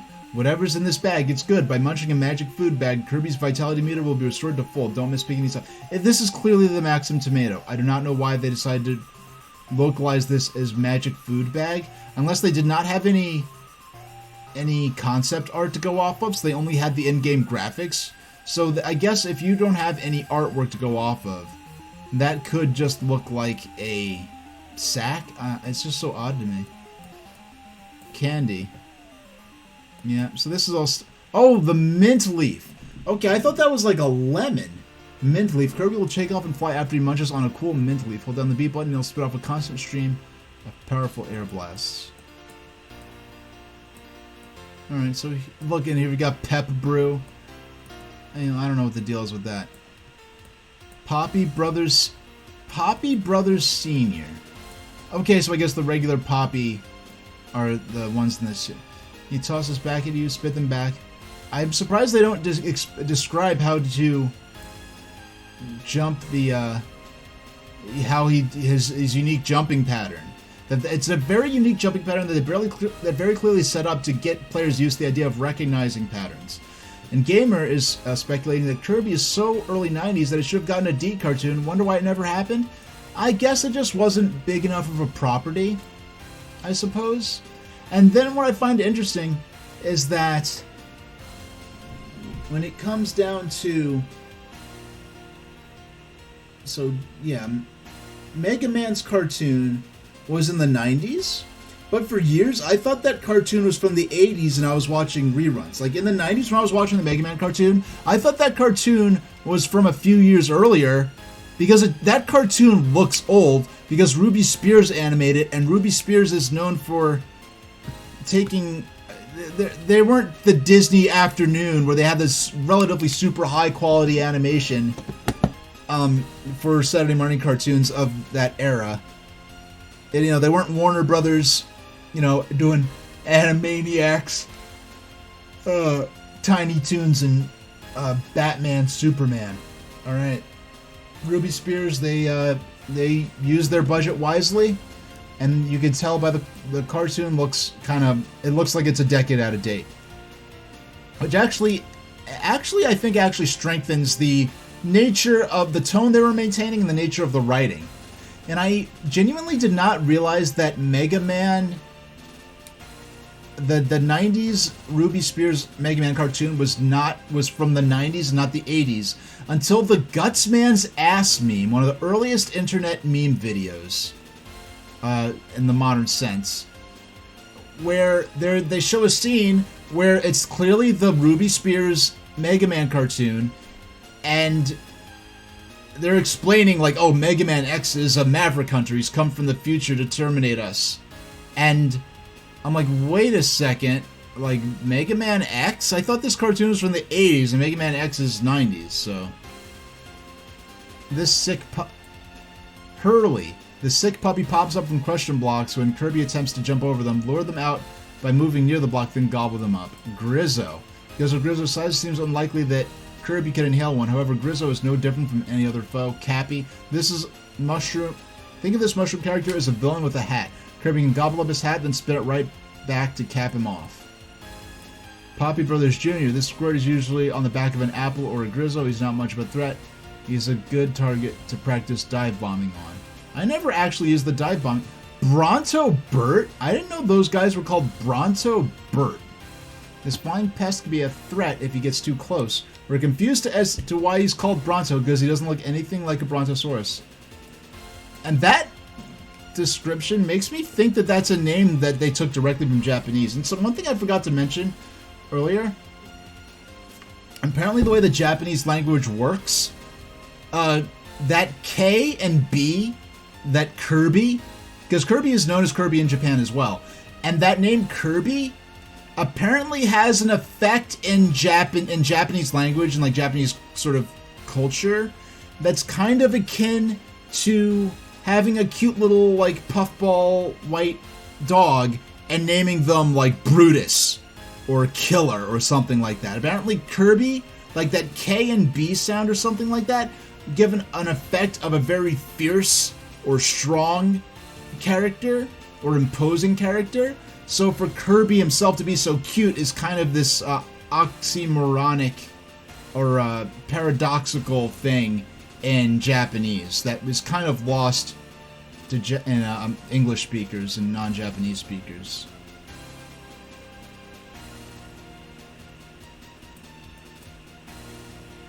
There's interesting art here. Mumbies. Kirby can't inhale Mumbies. He could ruffle their wrappings, though. Take a gulp of air and shoot it at the Mumby to defeat it. Bueller. Shot the can. I didn't realize the cannon was called Shotzo. Scarfy. I knew Scarfy. Somehow I knew what Scarfy was. Scarfy is a deceiving character. He looks like a friendly sort of mutt, but don't try to inhale him. He'll get meaner and a biting dog. Mutant Scarfy. This is what looks like. Okay. Coozer. Okay. Waddle Dee. I know Waddle Dee's name. Mr. P. Umpkin. Very clever.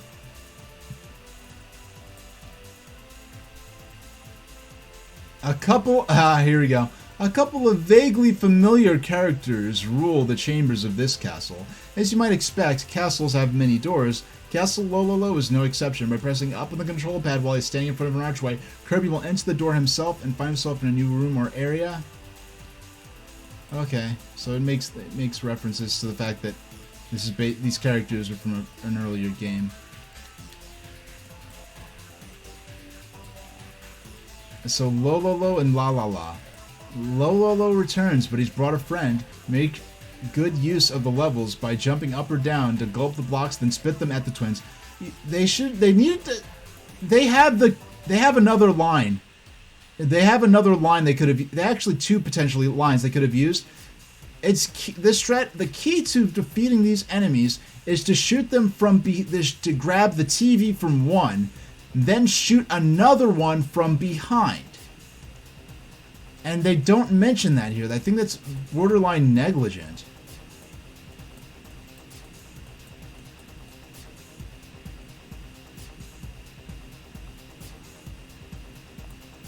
So here's bubbly clouds. Yeah, we could zoom out a little bit.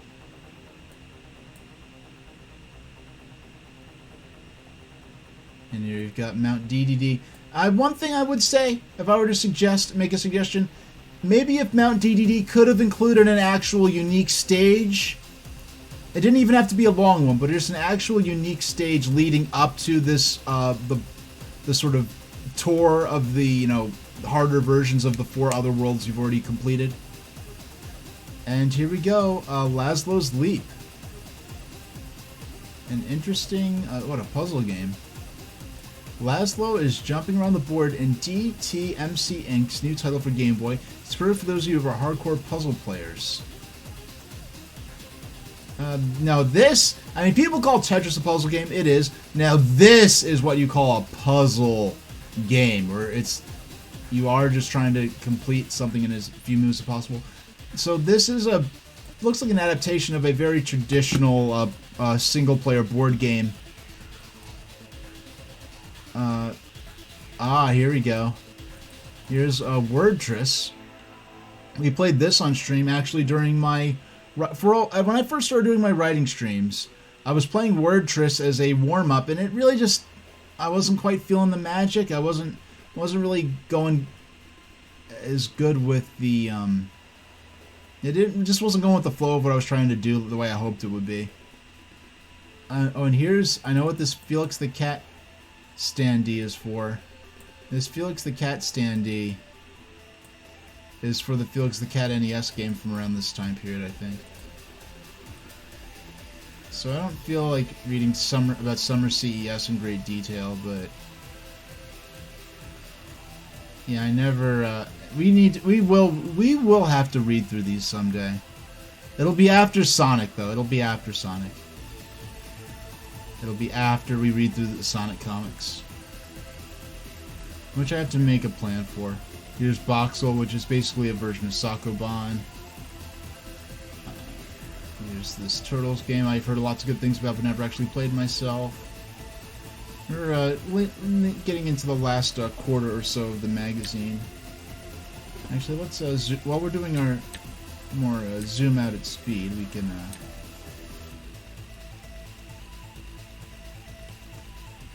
Oh, and here's Felix the Cat. We need to watch some Felix the Cat sometime, because there's a lot of public domain Felix the Cat out there. And Felix the Cat, and it's funny because a lot of Felix, like the whole rogues gallery of Felix the Cat, in terms of this dog whose name I forgot, this evil professor, his little nephew there with the academic cap on. This sort of rogues gallery of characters came about in, I think, the 60s, and they've been really closely associated with him, but really since then, they have done the only serious cartoon series I could think of them having done with Felix the Cat is the Twisted Tales of Felix the Cat from the 90s. Early 90s, like mid-90s. It was like 94, 95, I think, Twisted Tales. And Felix the Cat is one of those games that, I'm going to tell you, I think whoever owns the rights to Felix the Cat, Felix the Cat is so widely merchandised. They will do absolutely anything with Felix the Cat except actually make some doggone cartoons with him. Please do some things with Felix the Cat. Make some cartoons with him. Oh, Mario Paint. I'm never actually going to... This is a game I can tell you I'm never going to play on stream. And it's cool scrolling through here. Yeah, cool. Oh, they made a little Zelda animation here. Oh, shoutouts to Wart and Fanto.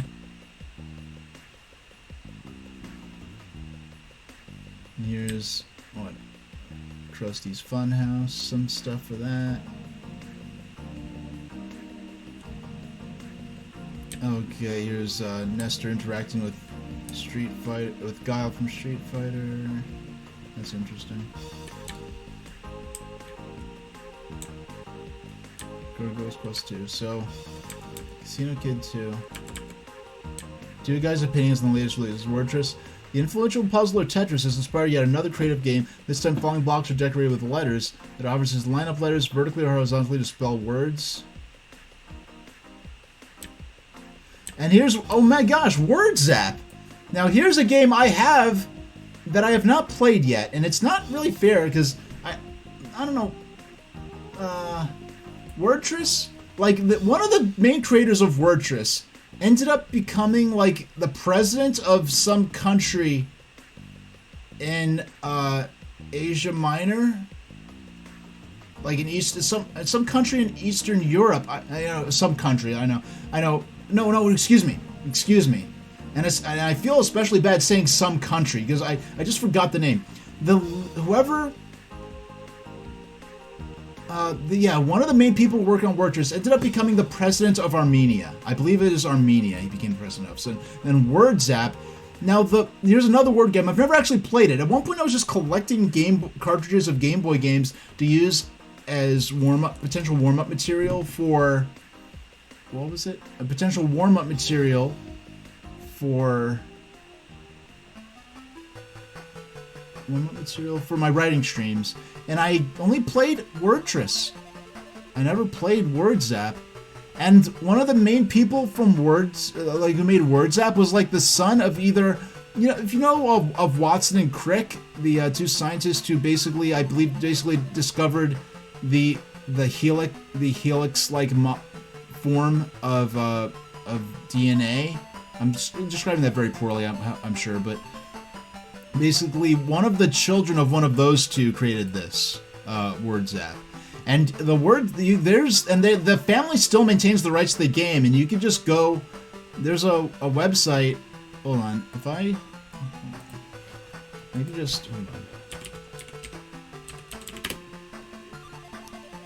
Yeah, it was the son of Michael C. Crick. I'm gonna drop a link in chat actually. Where is... Yeah, there we go. Yep. Oh, it's just wordzap.com. And you can just go play the game there, and it's very classic, old... Last updated February 10th, 2021. Well, looking at this website, you'd think this website hadn't been updated since the late 90s. And bless it for being so sincere, and as it was. So continuing on through the rest, it was Kablooey, Turtles in Time, Wheel of Fortune. The only Wheel of Fortune game I played was on DOS, and it was very clearly a very early DOS version that would be running on Personal System 2 era machines.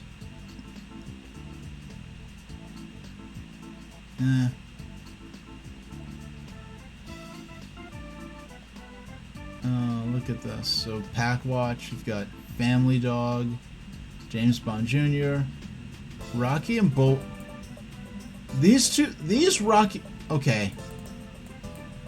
These don't look like actual screenshots of Rocky and Bullwinkle. This just looks like concept art they're passing off as screenshots.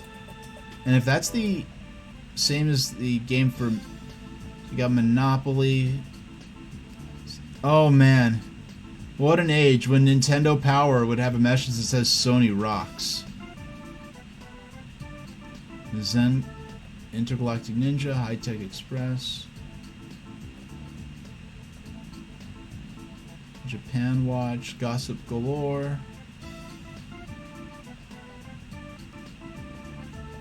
Adventure on 3, Jetsons Robot Panic.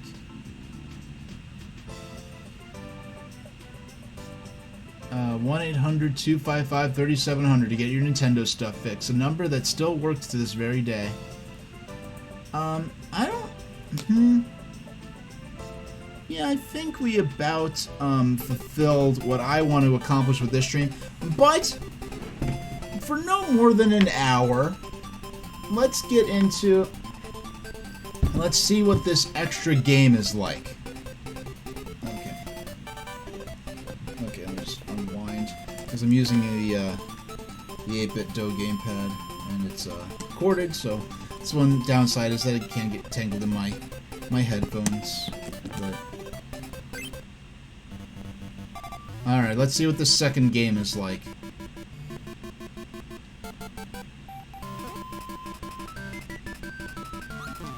Oh my goodness. That... Oh, look at the new enemies. These... Oh my goodness, they're all new enemies. Yeah, we'll play through to... Oh my goodness, they are relentless. I mean, there is a... Oh, and I can't even... It's like a cupcake throwing pancakes at me. What the cheese is this? Yeah, so there's like a second mode that's harder in Super Mario Land, but you have to beat through the entire game in order to access it. This is not something... Oh my goodness. This is... I'll tell you straight up. I like the little chickadees have become full-blown chickens. That's interesting. But what I will say for sure is that I do not feel like playing through an entire game of this. But we'll see how far I get, and when I get game over, we'll call it a stream. Because I am not beating an entire game of this madness if this is the first section of level 1. But it is fun to check out.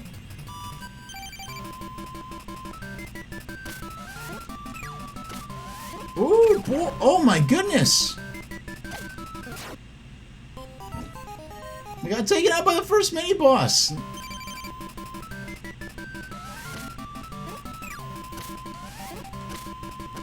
Oh my goodness. Oh my... He like charges... Oh my... Wow.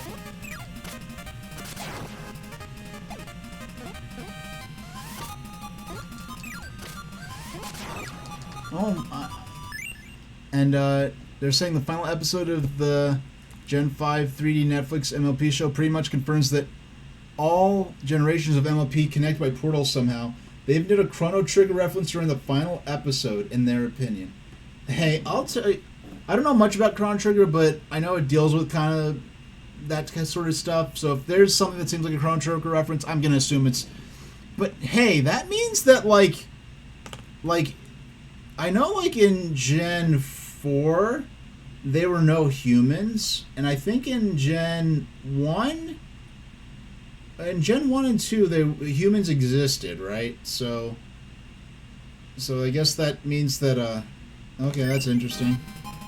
I mean, what the words that just came out of my mouth are honestly almost the full extent to my knowledge of My Little Pony lore.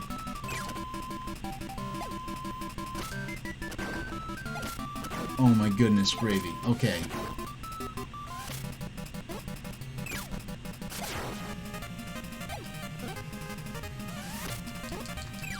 Oh my... Oh, I am seriously, genuinely trying to... Gen 1 had humans, and in Gen 5 they used an item... And what do you mean by an item? Like a magical object? Or like... yeah... Yeah, it's items in that context, like, I can mean almost anything. So I just want to have a clear sense of... Oh, I finally actually damaged him. Oh my goodness.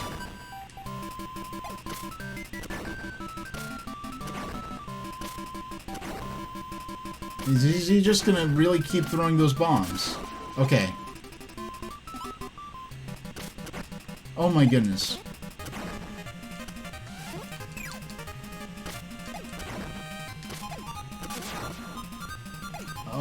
thank goodness I had some iframes. I think I defeated him the same frame that... Oh, a power item from Gen 1? Yeah, this is crazy. Yeah, I can tell you, there's no way I'm playing through an entire game of this.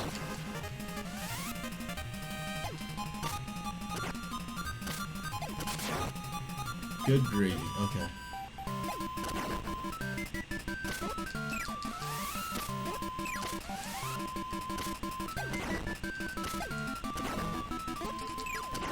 Oh wow, we actually defeated him.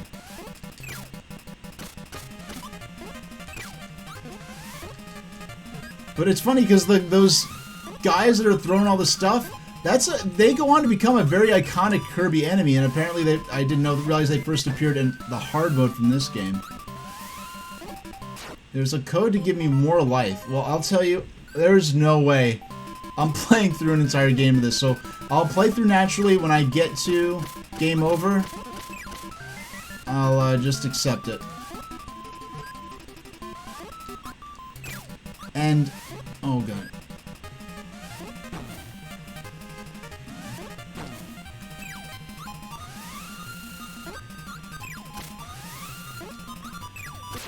Oh my goodness, I genuinely was not wow. Talk about ferocious, gee whiz. Have I ever streamed Kirby 64? I have not played Kirby 64 since renting it from Blockbuster back when it first came out. And that was actually my first home console Kirby game, because it's kind of crazy, when did that come out, 2000? When did Kirby 64 come out? Even by the time Kirby 64 came out, I was already nostalgic for the original Kirby's Dream Land. So, hey, how about, let me just take a look around at my various options.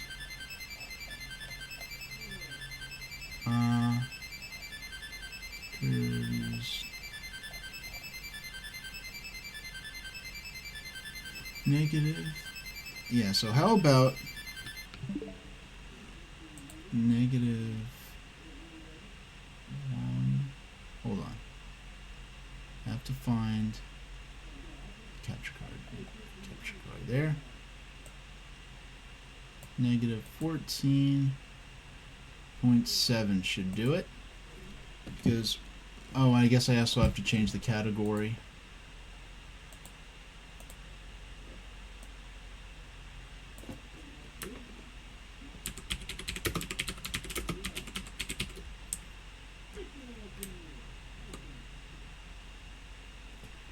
Yes, I do have the Nintendo's the improved, enhanced, golden deluxe Nintendo Switch Online expansion, and I have it entirely for the sake of the retro. I mean, I got Nintendo Switch Online for the sake of retro games long before I actually played Mario Party Superstars Online.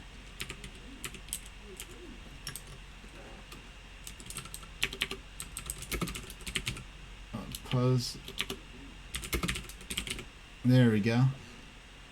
Pokemon Puzzle League. There we go. What does annoy me is the fact that Twitch... Why do I... And Gamer's asking, did I get the 18 plus N64 app from the eShop? Doesn't that just have, like, GoldenEye in it or something? And it has Jet Set... Jet Force... How is Jet Force Gemini an 18 plus game? That's ridiculous to me. And I'm really not in a rush to play either of those games, and if I would probably want to play the North American version, so I don't really need the a Japanese-specific app.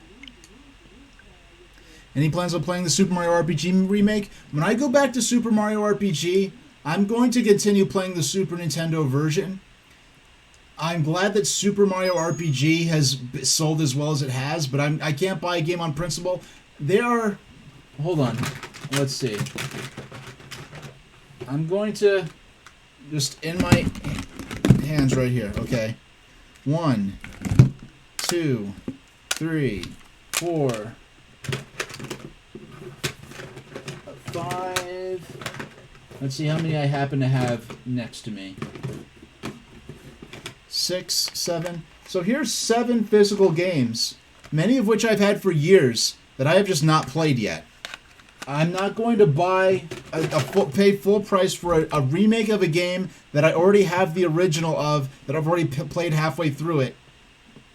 Yeah, I've got to be smart about this. Now, I did, if you weren't around for this, yet, I did get Pokemon Pinball. First time holding this cartridge in my hand since renting it from Blockbuster, which I got to do once back in the day.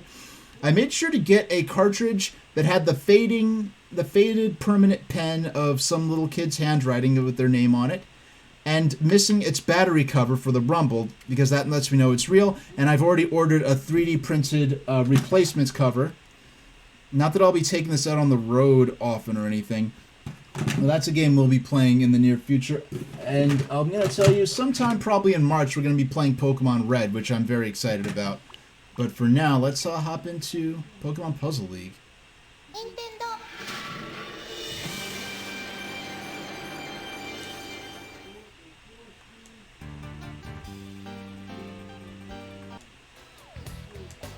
All right, so I'm trying. I never tried this before.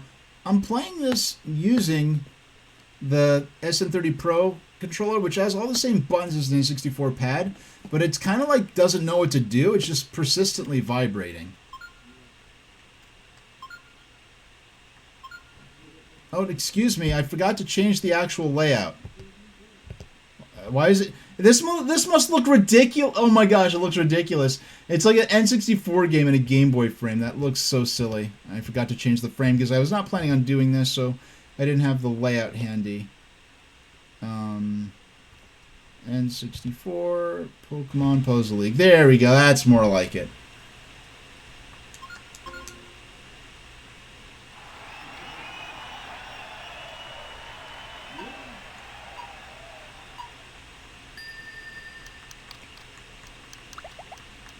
Yeah, so welcome to Awkwardly Quiet Pokemon Puzzle League.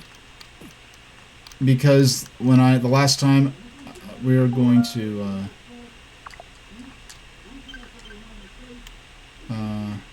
yeah, because the last time I played unfortunately, with the aspect ratio, it's going to cut out a lot of the gameplay.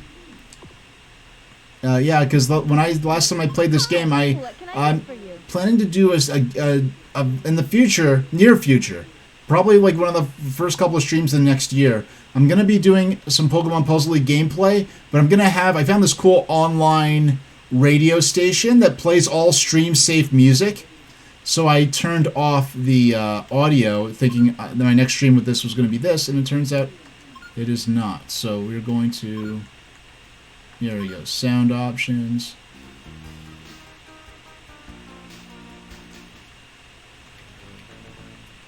Wait a second. We need to... There we go. There we go. Now we can enjoy the epic soundtrack of this game.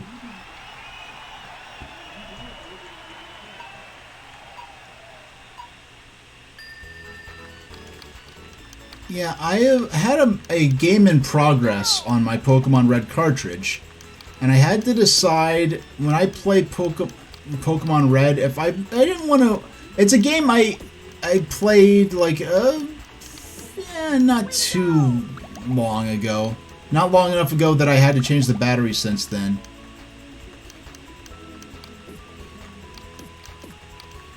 Yeah, I don't have anyone else to play with, so I'll just stick to single player mode for now. So if we can... I'm sorry, this, I tried using... this would be nice if the controller would stop rumbling. This is very annoying. Yeah, it's just too annoying. I have to actually, go in and... Oh, here's my, here it is. I'm going to use my Pro controller. I'm going to switch.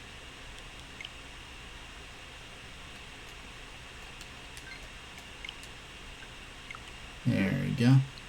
That'll be more like it.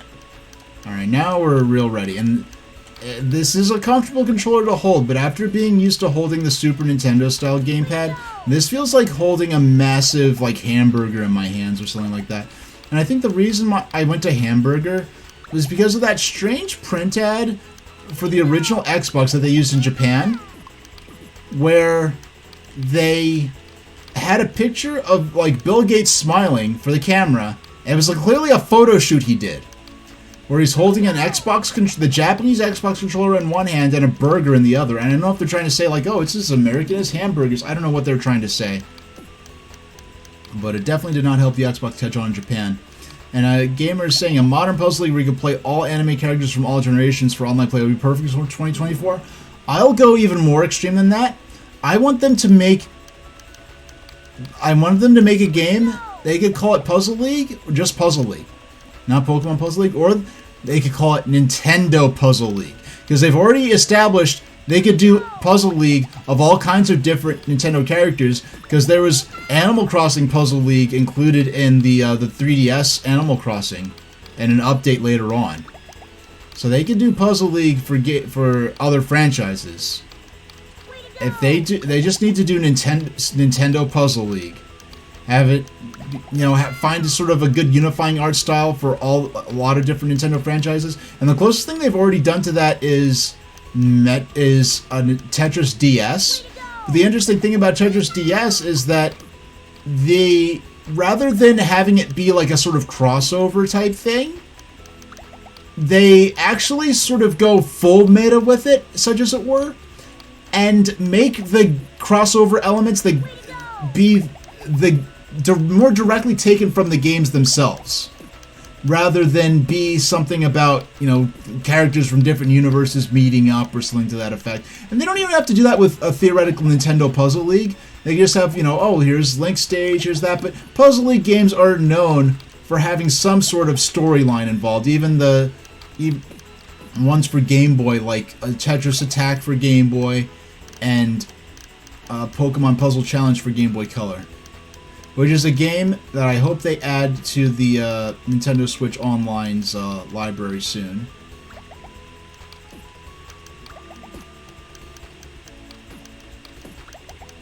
And, oh my goodness, okay. Yeah, we're having fun. So, yeah, I have a lot of plans for... I've been thinking for years how exactly I would cover Pokemon Red, because that's a game I want to spend a lot of time on. Telling my own stories about, how I first discovered Pokemon, first hearing of it in magazines, just brief mentions, and in fact, we actually saw it in Nintendo Power, and because it was when we were doing the Nintendo Power issue that covered Super Mario RPG, and one of those issues made a brief mention of a monster training RPG for the Game Boy that was becoming popular in Japan. It has 2 editions of the game where you have to trade to get a full collection of monsters. And that's not I didn't have Nintendo Power at the time, so that was not my first contact with Pokemon. It was probably in either EGM or EGM2, maybe Game Players, probably EGM or EGM2.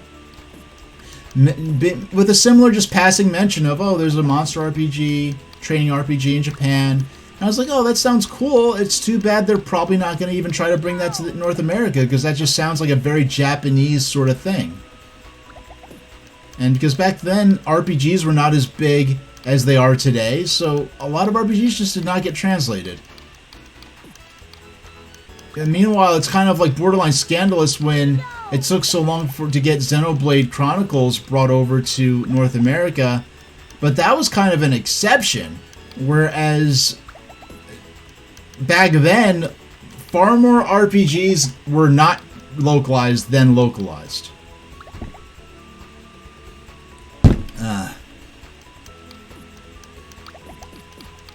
Now, if I can match enough of these to actually break my old high score of 18,132 points, that would be really crazy. I don't know if I'm actually going to get that close, because when I can't even begin to expect... Well, if I play efficiently in terms of my chains, my combos, I can get a higher score quicker. But typically, my really good games, sessions of this marathon mode, tend to go on for up between 25 and 30 minutes.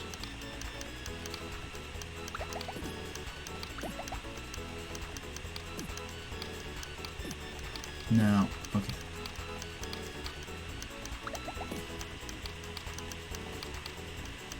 So match these two. Yeah, I don't know. It's like there are these times when I just have to keep making normal matches. Sometimes I get lucky and find combos. Then there are times where maybe it's when the blocks are...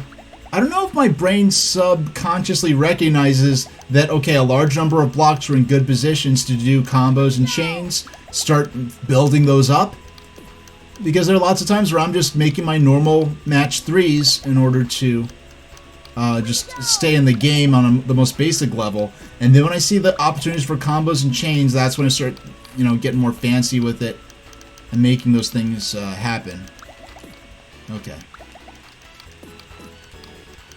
Now, if we can... Okay, so that's another 3. Another 3. Now, one system...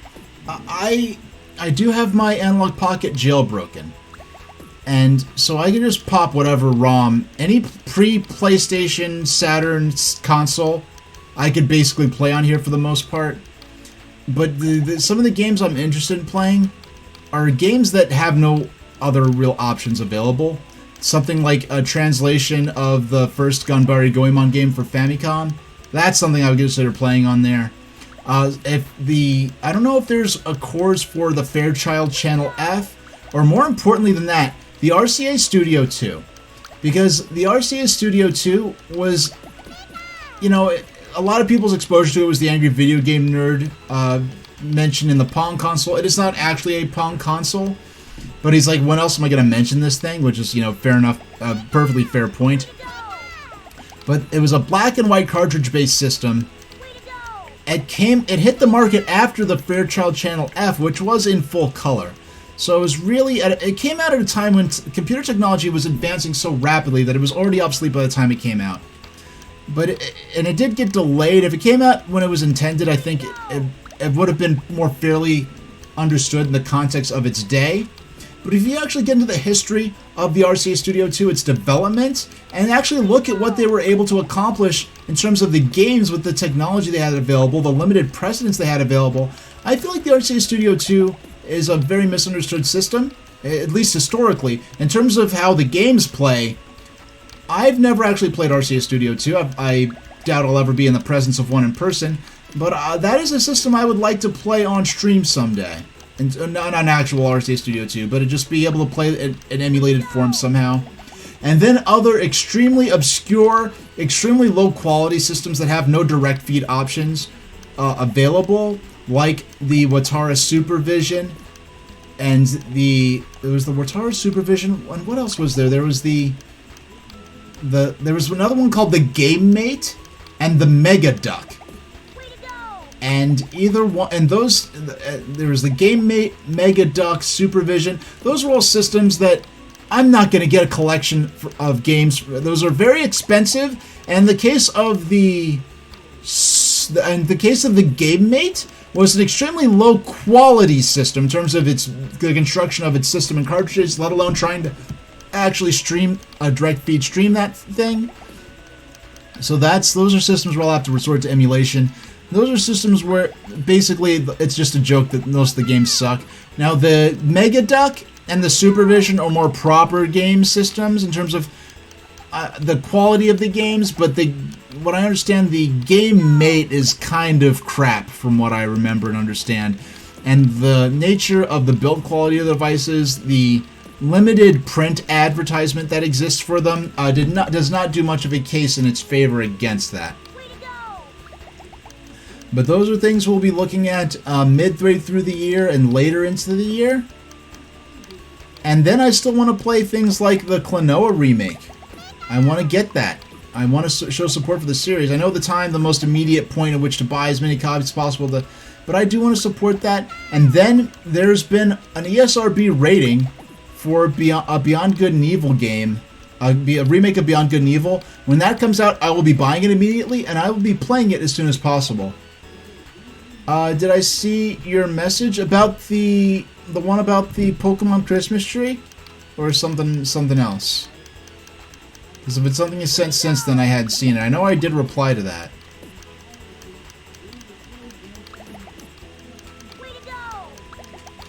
So, okay. I don't know if they're playing football tonight. If they are, you're probably going to hear a lot of thumping and yelling from below, above, and to both of my sides in my apartment tower. So, just a fair warning. And in a few minutes... Oh my goodness. Really? I'm going to keep this going as long as I can. I want to stay in the game. We've only been playing for 11 minutes. It feels like so much longer.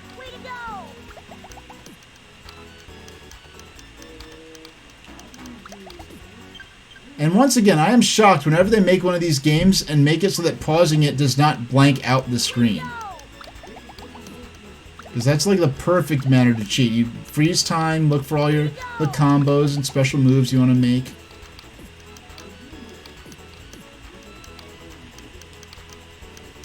Okay, if it's anything about Christmas that wasn't about the Pokemon Christmas tree, then I would not have seen it at this point. Because I know I responded to that one about the Pokemon Christmas tree, which I thought was cute.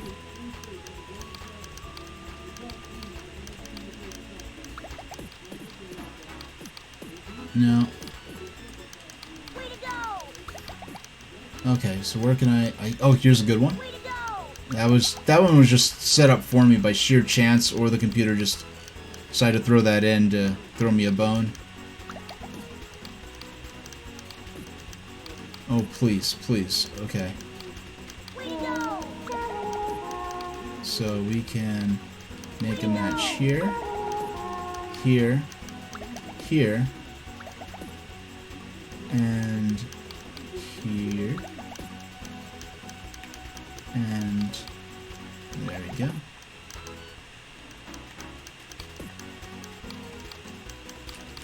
No! Okay. I think that's a good spot to end it. Just, yeah, my fingers just flipped the wrong way. Because if I made the move I was trying to make, I would definitely still be in the game right now. But it was just a high score for fun thing to spend a little time. And Clackaboy's asking, will I be spending with my family or doing another Thomas the Tank Engine Christmas stream? Yeah, this Christmas I probably am. Well, actually, let me think. Let's see. Yeah, maybe Saturday. You know, maybe Saturday, I'll do, maybe that Saturday before Christmas, because I'm going out of town soon after that, but maybe that Saturday before I'll do a Thomas the Tank Engine Day. Which maybe might be a lot of a lot of TV series stuff rather than Railway series stuff. So it would be limited to those with Amazon Prime accounts. That's assuming Classic Thomas is still available on Amazon Prime for watch parties. But I'll be back on the 6th, this coming Wednesday, for Kirby's Dream Land 2. Which I do know from the commercials from the time that Kirby's Dream Land 2 had these little animal friend characters. One's a sunfish, one's a gerbil, an owl, it looks like. So we will play that, and hopefully we can beat it in one stream. And I expect Kirby's Dream Land 3 and Super NES is going to be a little more bulky. And we're also going to be looking at some vintage magazines covering the game. After the success of Kirby's Dream Land and Kirby's Adventure, I would expect that there's going to be a lot more magazine coverage for Kirby's Dream Land 2. So I think that's where we will call it. I will see you all next time, and thank you very much for watching.